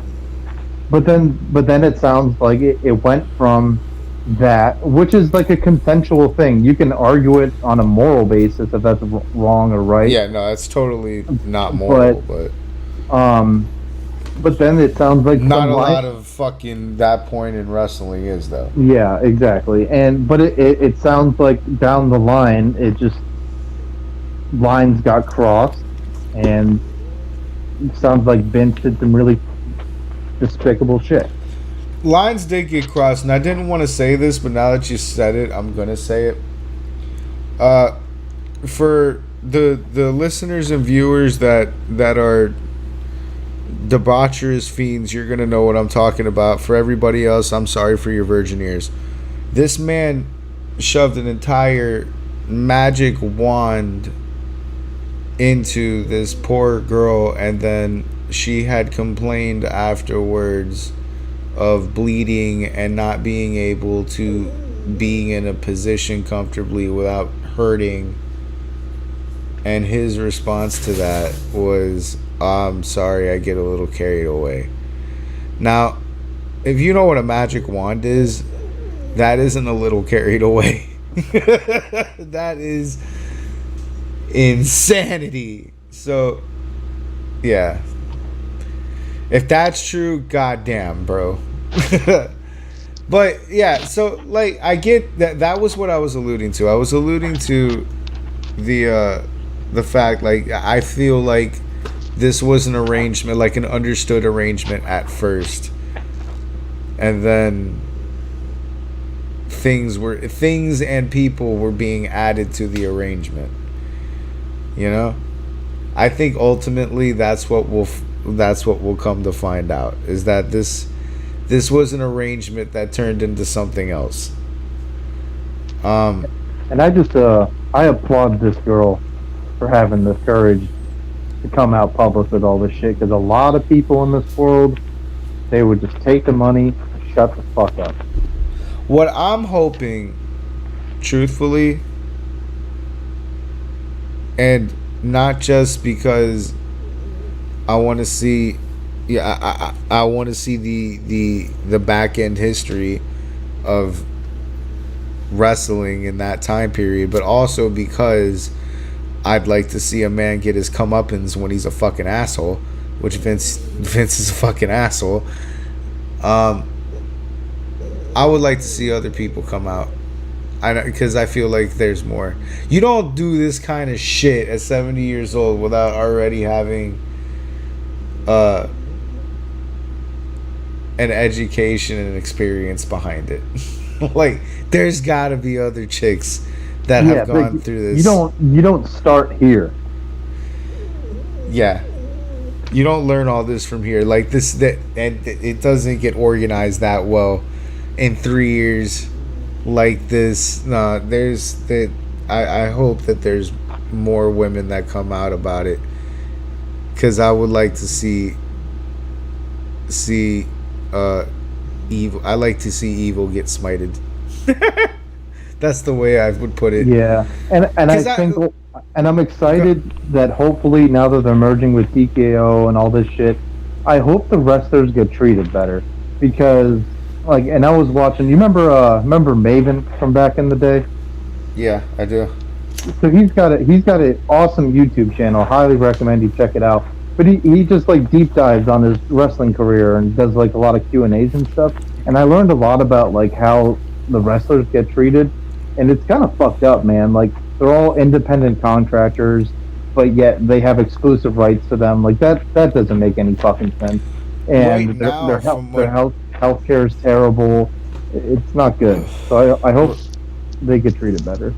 What I understand right now, that locker room is not the same as it was in Vince's era. It's a lot more of a cooperative locker room. It's not a competition based locker room as it was in Vince's era, which, I mean, that's by design. Vince's era wanted that competition because they felt like that put the best product in the ring. But I think the Triple H and everybody that has experience from that era knows that there's cons to that. So yeah, but I don't think that's true because you look at the skill level now of what these people are doing, and not to shit on the Attitude era, but technically they're the best they've ever been when it comes to the actual matches. I mean, we can talk about storyline and all that. Oh yeah, but yeah. When it the comes product to in the ring, the product in the ring is fucking it's the best it's ever been. When I agree with when that I 100%. finally came back into watching WWE full time, I was this is, I mean, the storyline I had problems with, but the matches were blowing my fucking mind. I was regular SmackDown matches were this is shit I would this would be the one match out of a year in fucking 2004. Right. It was crazy. And I think that has a lot to do with the talent, the NXT developmental. They do very fucking good with that developmental league. And they have the right people working on these guys too. So by the time we see them in WWE, on SmackDown and Raw, they're fucking polished. We're gonna see Braun Breaker, and he's already gonna be a very good wrestler. Dude, that was the first time I ever saw Braun Breaker was the Rumble, because I haven't been that plugged in to everything, and that dude looks fucking awesome. Yeah, that's Rick Steiner. That's Rick Steiner's boy, Braun Breaker. That's why he's barking at people. That's awesome. But yeah, dude, he's polished. The NXT women's wrestling, especially, has never been better. The women's Royal Rumble, in my opinion, was better than the men's. I like the women's Rumble better than the men's. I thought that there was more going on in that Rumble. The men's had the usual suspects. The women's had all the bells and whistles. The fucking the cross fucking territory cameo appearance. The two new fucking free agent signings. They had all the surprises in that Rumble. Fucking the Bianca Belair and Jade Cargill spot that lands them in the middle of the ring, fucking staring at each other. We didn't get a lot of that in the men's Rumble, which is good. I feel the seeing women's wrestling this evolved is refreshing. I like seeing women wrestle better than I like seeing men wrestle, for obvious reasons. The other pro to this is, we get to see what I've always wanted to know what WWE was going to be like once Vince McMahon left, and the problem with that was Vince McMahon kept coming back. Now we're finally gonna see what WWE is after Vince McMahon leaves. I can't wait for the Netflix move. That's gonna be awesome because I feel like that's gonna be where we get TV 14. yeah, because we'll get that, and then you got to think like all the extra content that's gonna be on Netflix as well. That's gonna be dope too. Because I love those fucking like old school documentaries and fucking bios on people and shit. I like all that. Yeah, I mean that's. I'm more of a. I'm kind of like you. I didn't follow wrestling 110% until I think it was whatever WrestleMania they brought back the Hardy Boys. That was when I started. That was when I started watching again. Like 100%. I would always follow along because my kid was always into it. So I'd follow along and I'd get the fucking updates on Twitter and on Facebook. Like, so I knew what was going on in the company. But I didn't watch the product full time until they brought the Hardys back. And I was like, all right, I'll watch. Because I was a huge Hardy Boy fan all throughout my... You know what I love about all this too is like somehow, some way, as I come back to watching WWE, 20 years later, for some reason, R-Truth is still around, and it's the best fucking thing ever. And he's still the shit. like, how of all people, is fucking R-Truth is the one that survived all this shit, and they barely wrestle him. Like, he barely even fucking has matches. He's just there to be R-Truth, and that's incredible. He doesn't need to be in the ring. He needs to be on the mic full time. Like eventually, R-Truth will probably be a commentator. Yeah, that would be hilarious.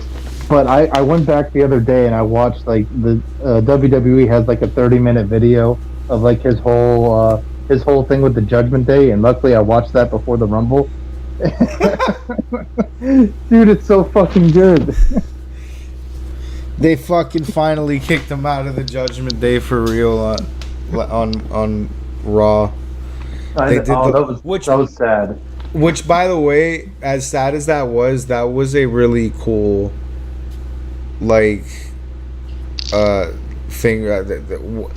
When JD hit him in the back of the fucking head, that shit looked like a mugging, bro. Like, that shit looked like we're gonna, like, it felt like that man's getting jumped. Like, I've seen that move before. That is how you start jumping people. Like, that is the official sign to jump in. The elbow right in the back of the fucking head, and he like dies on top forward, like with the fall. Like, dude, that was a really nice setup. Like, I give JD props for that. That shit looked mad convincing. Like, what fucking killed me was when I was watching that. When R-Truth was talking about Dom, he thought there were two people. Fucking Dom and Nick Mysterio. My favorite one, like, they released a video because you know how he went into the Women's Royal Rumble, right? Yeah. They released a video of what happened. I guess PJ's connection finally caught up and he died. But what eventually happened was he goes in the back and he says, he sees Adam Pearce and he's like, oh, what happened? What happened to what you told me? He's like, you told me what are you doing going in you told me to go out there. I didn't tell you anything. I didn't tell you to go out to the Women's Royal Rumble, or you're crazy. And he's like, last night, what happened to your hair? That's Nick Mysterio. And I'm like, and Adam walks off like, I need a drink. And I was like, God damn it, fucking, I love R-Truth. It never gets old. He's gonna do that shit 1,000 more times to other people, and it's never ever gonna get old. I couldn't. The ladder, I thought again, like, I thought the ladder was funny, but going in the Women's Royal Rumble, that was, and the hot tag at the Men's Royal Rumble, that shit was fucking gold. just the way when he's coming in the women's rumble, when he sees that chick with the fucking antlers, the look on his face. He's like, what the fuck? But anyway, going back to what, like, I'm a wrestling historian mostly, so I'm an Attitude Era kid, so I spend most of my time watching those older podcasts. Like, I'll listen to Jimmy Cornette and Jim Ross and Dutch Mantel. I gotta send you this channel I'm into, and they pretty much are just like going through the Attitude Era in chronological order. Have you seen those guys? Oh yes, I know. I think it's wrestling bios or some shit like that. No, there's that. There's another one though where it's like they're fucking funny. It's a British dude. Yeah. Yeah, I know exactly who you're talking about. Like the Monday Night War, and he goes through like every single fucking detail of every single episode. And I can't wait for like 10 years from now when we get to see those videos for all this shit. Once we like know more shit, like I'm very fucking curious because this is gross. Can we stop raping everyone all across the world? Let's agree tonight. Stop raping. Like, what gets me is, how are you 70 years old and the fucking 6 years deep in the Me Too era thinking that you're gonna get away with this? Like, are you do you know what happened to other people? Like, your name is now being said in the same sentences on the same list as Harvey Weinstein and Bill fucking Cosby. Did you think you were getting away? And this started in 2019. Like, this was not news. Like, the full effect Me Too. Like, even at its worst. Like, because a lot of people have insinuated, oh, well, you know, it could have just been a fetish thing. And, you know, there are people that are into shit and being yeah, you're right, but you know what people don't do? You don't fucking hire them. What I was alluding to that, but what I was going to say was like even if that were the case, like let's say that that's like the fucking argument. Why are you paying them $3 million fucking dollars to shut the fuck up about it when shit hits the fan? And on top of that, why was she on company payroll to begin with? Like, isn't that a personal? Couldn't you take your personal money and give your sex slave a living off of not the company dime? Because all this shit's on the company dime, and he gives her a salary off of the company and a position off of the like, this is far away. Does he not know what hookers are? No. He wanted a 3-year consistent sex slave. And then on top of that, he wanted to share the sex slave with half the fucking company. And now he's going to screw that half of the company. I just pray to God that Triple H isn't involved. I don't think he is.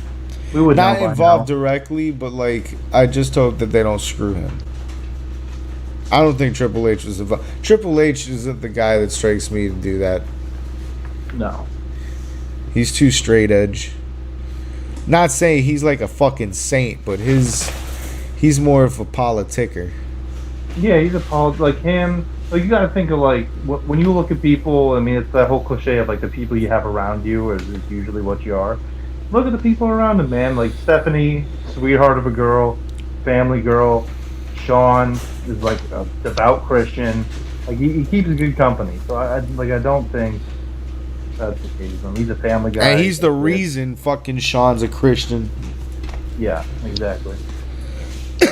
He was also, from what I understand, when Shane made that cameo appearance and tore his quads and all that. That was hilarious. Triple H set that up. Not Vince McMahon was against it. And that's the part I'm excited about too, is the fact of Vince not being there and people clearly favoring Hunter. Like, who comes back? Right? Even if it's just for these like one-off appearances and stuff, like I like that. We're already discussing Malachi Black. Yeah, exactly, and like there's such a void of like that type of character on the roster. Like there's no dark spooky guy. What about John fucking Moxley? Yeah, that'd be interesting too, because that would be dope. I'm not sure. Then we're getting the weeds of like contract stuff and how long. I'm not sure what his deal is, but I mean, even fucking bringing back Jeff. Fucking Jeff Hardy's been criminally misused in the AEW. It's fucking dumb. It's not. Jeff Hardy, I think, is paying dues because Jeff Hardy. Ridiculous. Well, he fucked up in a lot of places. Yeah, he did. I get that, but like when you come I to love like Jeff Hardy, by the way. Yeah, he's my favorite wrestler when I was a kid. But like, he puts asses in seats. You're past dudes at that point. Like, yeah. Well, it's not just like he fucked up genuinely. Yeah, there was a match with Sting. I remember. The TNA one. Yeah. Where Sting was like basically pinned him to save his life because he was gonna fucking kill him. But and he's gotten multiple DUI. Like he had a stint with WWE, got a DUI there. Had a stint in AEW or not AEW, TNA, got multiple DUIs there. So I think in AEW he's jobbing because he owes the industry. He's got a job. He's lucky enough to have that. Yeah. Which is so sad. Fuck. It is. But that I feel like that's just the price that you pay when you're a risk taker in the WWE in that 90s and early thousands period when you're jumping off of fucking ladders and stages and shit like that. Like after a while he put his body through a lot, so I'm sure a lot of the addiction issues that he had to do with pain, because that's what I always hear when you're a wrestling historian like me. You hear patterns, and that's always one of them. Wrestling takes a lot out of you. You feel pain all the time. You get addicted to painkillers. Yeah, and that like goes back to my point of like I hope they treat these guys better now. Like I think with the advancements in medicine, like I just hope they take, like I understand it's like, oh, you should wrestle through injuries, that whole mentality shit. Like I would much rather, like going back to CM Punk, like whatever the extent of his injury is, like we could speculate on. I think there's something there. Whatever. I'd much rather sacrifice 8 months to a year of not watching CM Punk so I can see him for another 10 years. Easily. But so many careers were shortened because they're like, oh, don't be a pussy, basically. And lives lost. Like, lives lost, careers done. Yeah. Paralyzations. Fuck, dude. Wow. Yeah, they're racist. So I'm seeing this. They're giving him the scrub. They're giving him the complete scrub. Which they can do on their own shit, but let's be real. Everything's archived privately by people. It's never gonna go away. It'll be all over fucking YouTube and shit. There's no way you can just like scrub like they did Benoit. Like and even Benoit, everyone still remembers. Like, yeah, no fucking way. You gotta outlive Benoit's memory. People are gonna remember Benoit until for another 40, 50, 60 years. But with Vince McMahon, that's different. Like, he's too connected with too many stories. Like, I don't know how the fuck you would give him the full Benoit. You would have to, like, just make him not searchable. Because I think you can still see Benoit on the network. Yeah, I think so. Just they remove any, like, promos to him. They just cut don't it. glorify him anymore. It's like the same way the fucking NFL treated OJ. I mean, and then, you know, whatever side you want to take on if OJ did or not, whatever. But, you know, you're not going on the official NFL YouTube page and finding fucking OJ highlights. And they're not, you know, saying happy birthday, OJ on NFL Instagram. Even then, this shit. What this also see that we're seeing. Going back to the Rumble, we're seeing the change, which I'm hoping continue, because they're removing now the culture, not just like figureheads like in Vince. They're removing the culture. They're gonna remove fucking everything a part of Vince.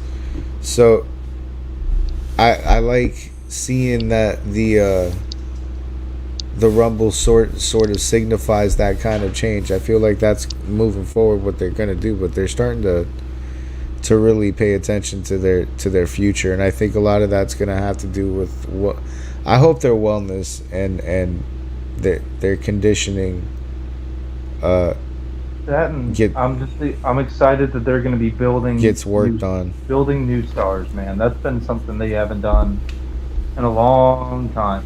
Like when I checked out and then came back, the major superstars in the WWE were the same people, and I was like, that's kind of shocking for the WWE, because like normally it's like there's new people all the fucking time. Like that's how we got so many people out of the fucking Attitude Era, is because they were building up young talent all the time and pushing them, but they just don't. Or Vince didn't do it. I don't know why. He just knew that you can do the same. I think it has to do with age. Roman Reigns, and who cares? I think it has to do with age. Fucking the Rumble not having legends or old people coming in for the men's and women's, that was big. I was surprised. That genuinely shocked me. It signifies change. I feel like it's important to do that for this Rumble because it signifies change. It signifies that going forward we care about new talent, you know, up and comers. Yeah, because like, you know, they could have brought out whoever the fuck, but now it's like, oh dude, this Braun Breaker guy looks sick, or that I don't even know his name, but that fucking big ass Viking looking dude who somehow had the agility of someone who was 100 pounds. Yeah, bro. Oh my god. Oh fuck. He's a part of that Viking Warrior tag team. Yeah, that's fucking awesome. Dude, like that guy is sick. He was doing windmill kicks and shit. That guy is so. I was thinking the same shit. He had a fucking spot where he bounced off the second rope at somebody, and I'm like, fuck all the way off. There ain't no way your fat ass just did that shit. Like, what? Yeah, that dude was impressive. I know exactly what you're talking about. I forget the guy's name. He's part of a tag team. That's what I'm excited for, man. Like, I'm excited. Shit's changing, and I'm excited that we're going to do shows on this, so it's like I'm motivated to watch the shows. Or, you know, when I can, you know, catch recaps when I can. But, like, I don't know. I'm just hyped to be back in wrestling, bro. It's awesome. Yeah. I like talking about wrestling, too. It's like the most entertaining shit past football to me. And it's nice to see that it's a better product. And AEW, unfortunately, is not as entertaining. So I haven't been. It's not, but it filled a void for me. Like, it was a lot of cool indie shit and risk taking, and they were a little more hardcore. They feel like WCW to me. Yeah, pretty much. And I hope they stay around, dude. I genuinely do. They need the competition. Yeah, because, well, on top of that, we want to see, like, okay, when guys get too old for AEW or for WWE, they have a spot. You know, they're not just out on their ass. Like, if they want to continue to work. Because, dude, that was Jim Ross's story. I felt like I can still do this, and there's other people that still think I can still do this, so... Yep. That's why I started watching AEW. Was, you know, he went over there When Cody went over, that was big. Cody's awesome. And there's a bunch of really good talent over there, that young guys too, that I hope now that the WWE is kicking again, that their contract expired and they steal them. Like I'd love to see MJF. MJF would be awesome. There's another guy I'm thinking of. It's like names like Arby. No, not Arby. Fucking the restaurant. He's like the sick dude. He's like high flyer guy, rides around on a fucking skateboard. Darby Allin, that guy. Darby Allin. He's sick. I'd love to see him in the WWE. That'd be cool. I would love to see. I know it'll never happen. I don't think Tony Khan will ever let it happen. He'll just throw the world at him.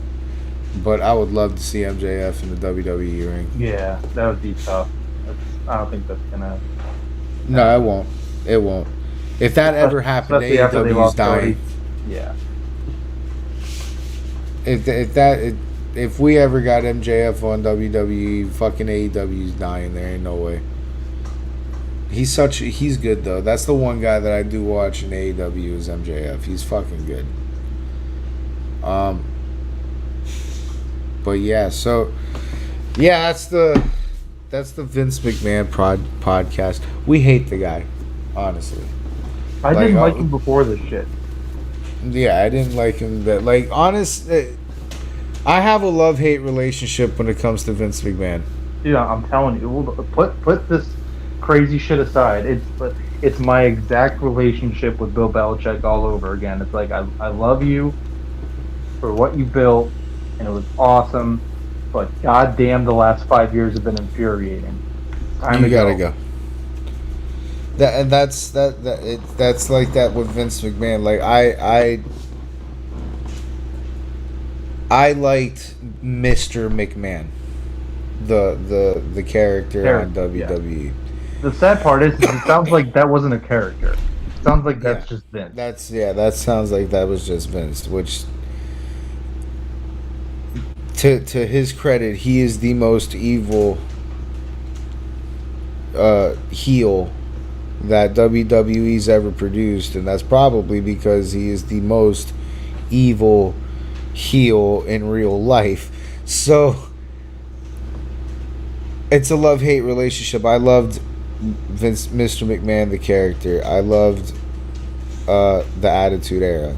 That I'd look fondly on the Attitude Era. Like I'll watch matches to this day that I'll go back on those matches. Like I fuck with the Attitude Era heavily.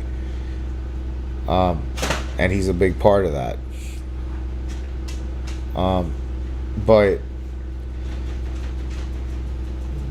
after listening to so many different, like I said, I'm a historian, different stories of Vince, and it's not just this one lawsuit, but after hearing the stories of Vince and everybody's, he just sounds like a dick, you know? Like, that was my idea of Vince McMahon before this. Now he's just a depraved asshole. But before all this, he just seemed like a dick, you know? So I didn't have a very high opinion of him as a human being. So now we have to sit here, and it's like Marilyn Manson, but 1,000 times worse. Because with Marilyn Manson, I legitimately think that that's a fetish situation that people are just trying to get money out of. But in this one, I'm gonna watch the Attitude Era, and fucking some fuck kid in this goddamn freshman year in college is gonna be like, oh, but that guy did this, that, and the third. Like, I'm not gonna fucking know. Now I'm gonna have to explain why I fucking still watch the guy. Like, this shit, I hate this shit. I hate when they do this shit to me. Stay the fuck out of headlines so that I can continue to enjoy your work in peace. Because I'm not gonna stop watching the Attitude Era. Hell no. It's not fucking happening. But the guy sucks. So that's my synopsis on it. Guy's an asshole. This is a huge thing for WWE, but in if you look deeper into it, it's only a huge thing for the historians. It's not. WWE changed in October. Like, It's a big thing for old people like us. yeah. Like your It's son, just- your son couldn't give a fuck. No. And that's a positive. That's a great thing because these kids growing up aren't gonna have anything to compare this product to. It's gonna be a fresh start. They're gonna get to grow up in the Triple H era, which is fucking lucky them. Although I can't say fucking lucky them. I grew up in the Attitude Era. No era is better than the Attitude Era. I fucking will die on that hill. Until we are seeing people like fucking Mick Foley getting thrown off of 18-foot cages and coming to near death, wrestling ain't ever gonna be as good as what it was. Yeah, until you showed me a motherfucker the size of Rikishi falling off the top of the cell again, don't fucking talk to me. That was one of the craziest spots I've seen in my life. But know what I'm just like thinking about right now, like because like being like kind of a wrestling historian, is like this shit comes in waves, like these great eras of wrestling, and we're kind of due because we had like the late '90s were awesome, and then we had this weird gap, and then 2005, 6 shit got awesome. And then the John Cena era happens. Yep, and then it wasn't. And then we had this era where apparently Vince McMahon is doing all this shit. Now that's over, and now things are getting cool again. So this will be fun. And now we come to understand why Roman Reigns was just winning every fucking match, because he was going, Roman Reigns wins, now go away, I need to fuck my sex slave. John Laurinaitis, get in here. Forget that contract. Let them go to AEW. Yeah, that's why we didn't Hold have any this new bitch down. fucking talent. They were too busy banging. That's what I'm saying, dude. That these were the people making decisions in the worst time in wrestling history. Because I do not fondly, but I do remember that time as the worst time in wrestling history. Yeah. But, yep, so went for 2 hours. We lost PJ. I don't know how much more I could talk about Vince Pooh McMahon, who names his dildos after fucking Harley Race or the Big Show. Yeah. Well, besides how dark we got, this will be kind of our new show format. We're going to hop around different sports, talk about wrestling. It'll kind of just get dominated by whatever cool is happening at the time. If there's a WWE pay-per-view or, something crazy happens in basketball, or we get to the NBA finals. And Yeah, so what'll end up going on, I guess, for the NBA, we'll do a weekly summary leading up to Tuesday. We'll take notes on, this game was cool, like I said earlier. If there's something cool in hockey, by the way, there was hockey news. Not good but news. Yeah, just more since we're on the subject, more sexual assault. Flyers, Carter Hart, Flames, Dion Dubé. I'm probably fucking these names up, so sorry. Well, not sorry, you guys are rapists. Devils is Mike McLeod and Cal Foot. I'm hoping that's Foot because that's how it's spelled. Charged with sexual assault.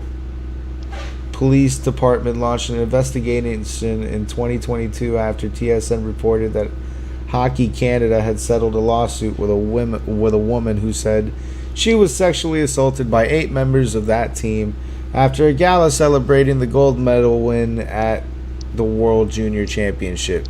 The incident allegedly occurred in 2018.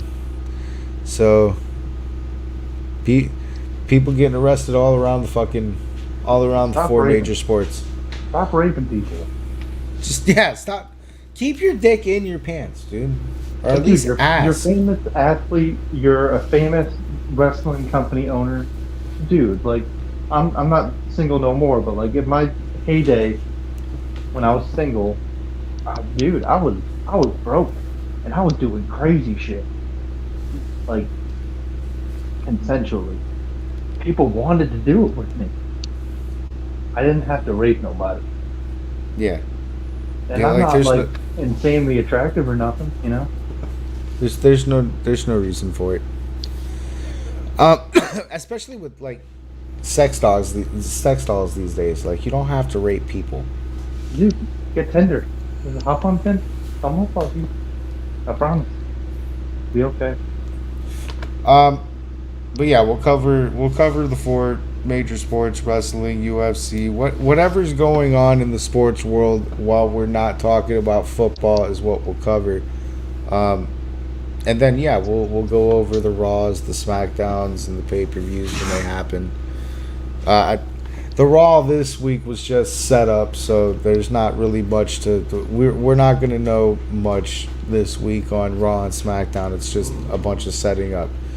So we'll talk about the setups after they happen. There was this thing at the end in the beginning of Raw with Cody and Seth, where Seth basically makes the argument that he's holding the real champion, the working man's championship, and Roman's holding the bitch. He basically called Roman's title the bitch's title. He basically put Roman on fraud alert.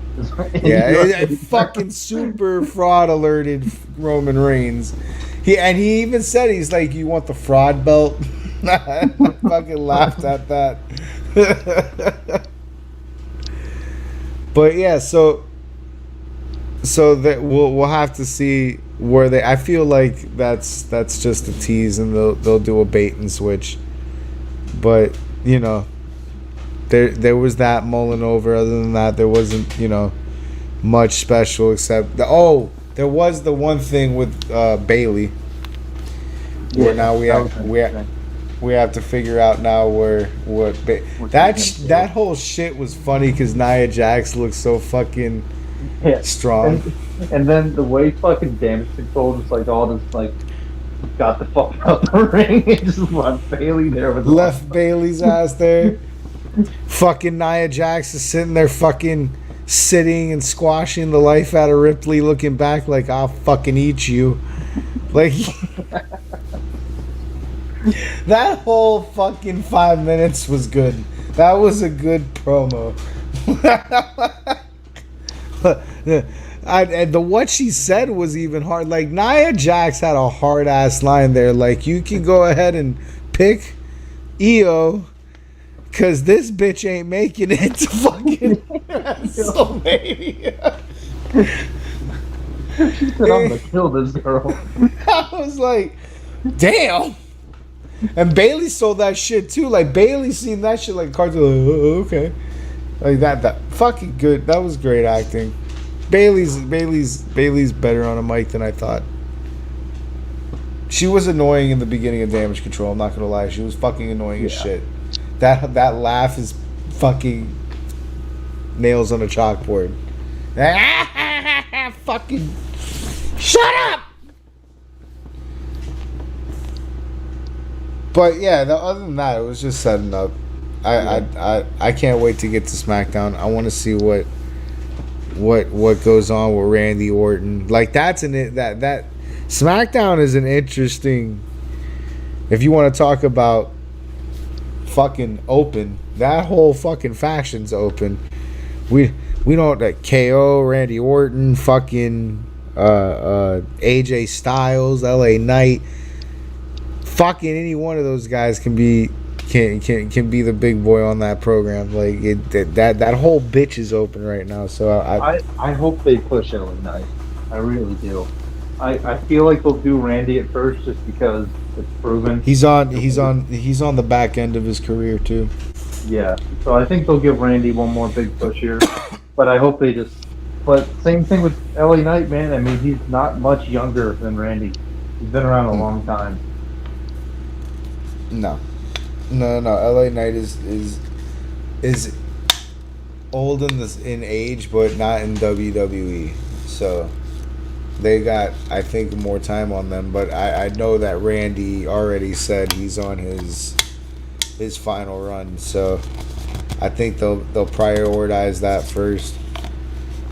But I think they're gonna put LA Knight in a program with AJ Styles. I think that's what's happening next. If they're gonna put like, so if CM Punk is out, like legitimately out hurt, he's not doing WrestleMania, that whole deal.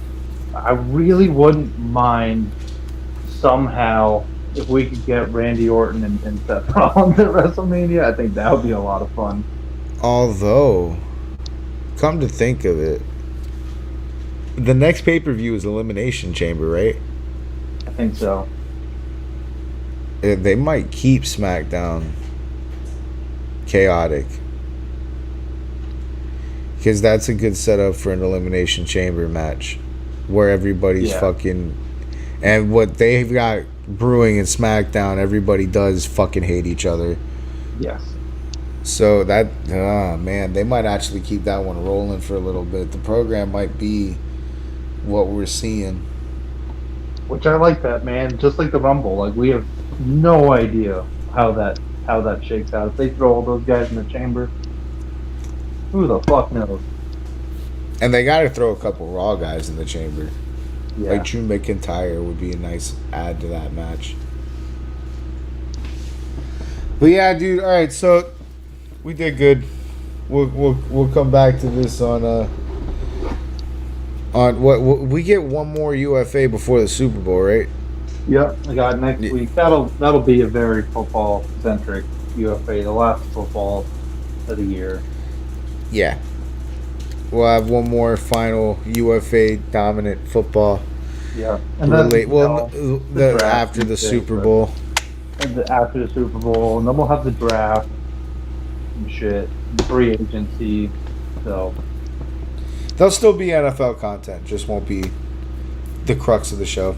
I just don't want this to turn into a show where it's like, oh, let's try to rebuild all 32 teams. Like, that's so dumb when we have all this other great sports going on in WWE. Yeah, that's fucking stupid. Fuck that. There's a lot of other places you can go to get that. Fuck that. Plus, everybody's wrong anyway. Yeah. Like every time. I think, especially now, because I'm like scrolling through my YouTube feed and I see it, and they're like, "Oh, well, this team has a great chance of going back next year." I'm like, we don't even know what the team is. What sir, you know the Super Bowl hasn't happened, right? Like I was like, just because it's my team, so I listen to shit, and they're like talking about New England's offense, and they're like talking about different players, and they're like, we don't even. They're like, I don't know if he'd fit into our scheme. I'm like, what's the fucking scheme? We don't even know who's coaching the fucking offense. Like, what are you talking? Like, oh. Have you seen Jared Mayo put up a fucking offensive scheme before? I haven't. No, nor will he. We don't know who's doing it. Fuck. They're like arguing about what scheme they should run. I'm like, I'd want to know who's the quarterback first. Can we get there first? Can we start there? They're all like, oh, it's not it's like, oh, it's infuriating. Off-season football talk. I hate it. I can't wait for fucking the Dolphins to start. Well, they're already starting, but I've ignored them for the most part. It's a bunch of trade Tua, which isn't gonna happen, and the reality is like it's gonna be the same team, and they'll have like 2 or 3 cap cuts, and then you'll have your rookies like that, and then a new DC. Like, there's not much going on there. No. Fire Greer, like, dude, he survived the Adam Gase era. There's no firing Greer. Anyway, yep. So that's it. We'll reconvene on Tuesday with more. Yeah, happier show next week. I promise. Yeah, no more shitty situations. Yeah. This was uncomfortable. Sorry about it. Sorry about it. First and last time we'll have to talk about Vince on USA, so that's cool. Yeah, right? Get it out the way now. Move on to happier times. All right. See y'all later. Peace out. Goodbye.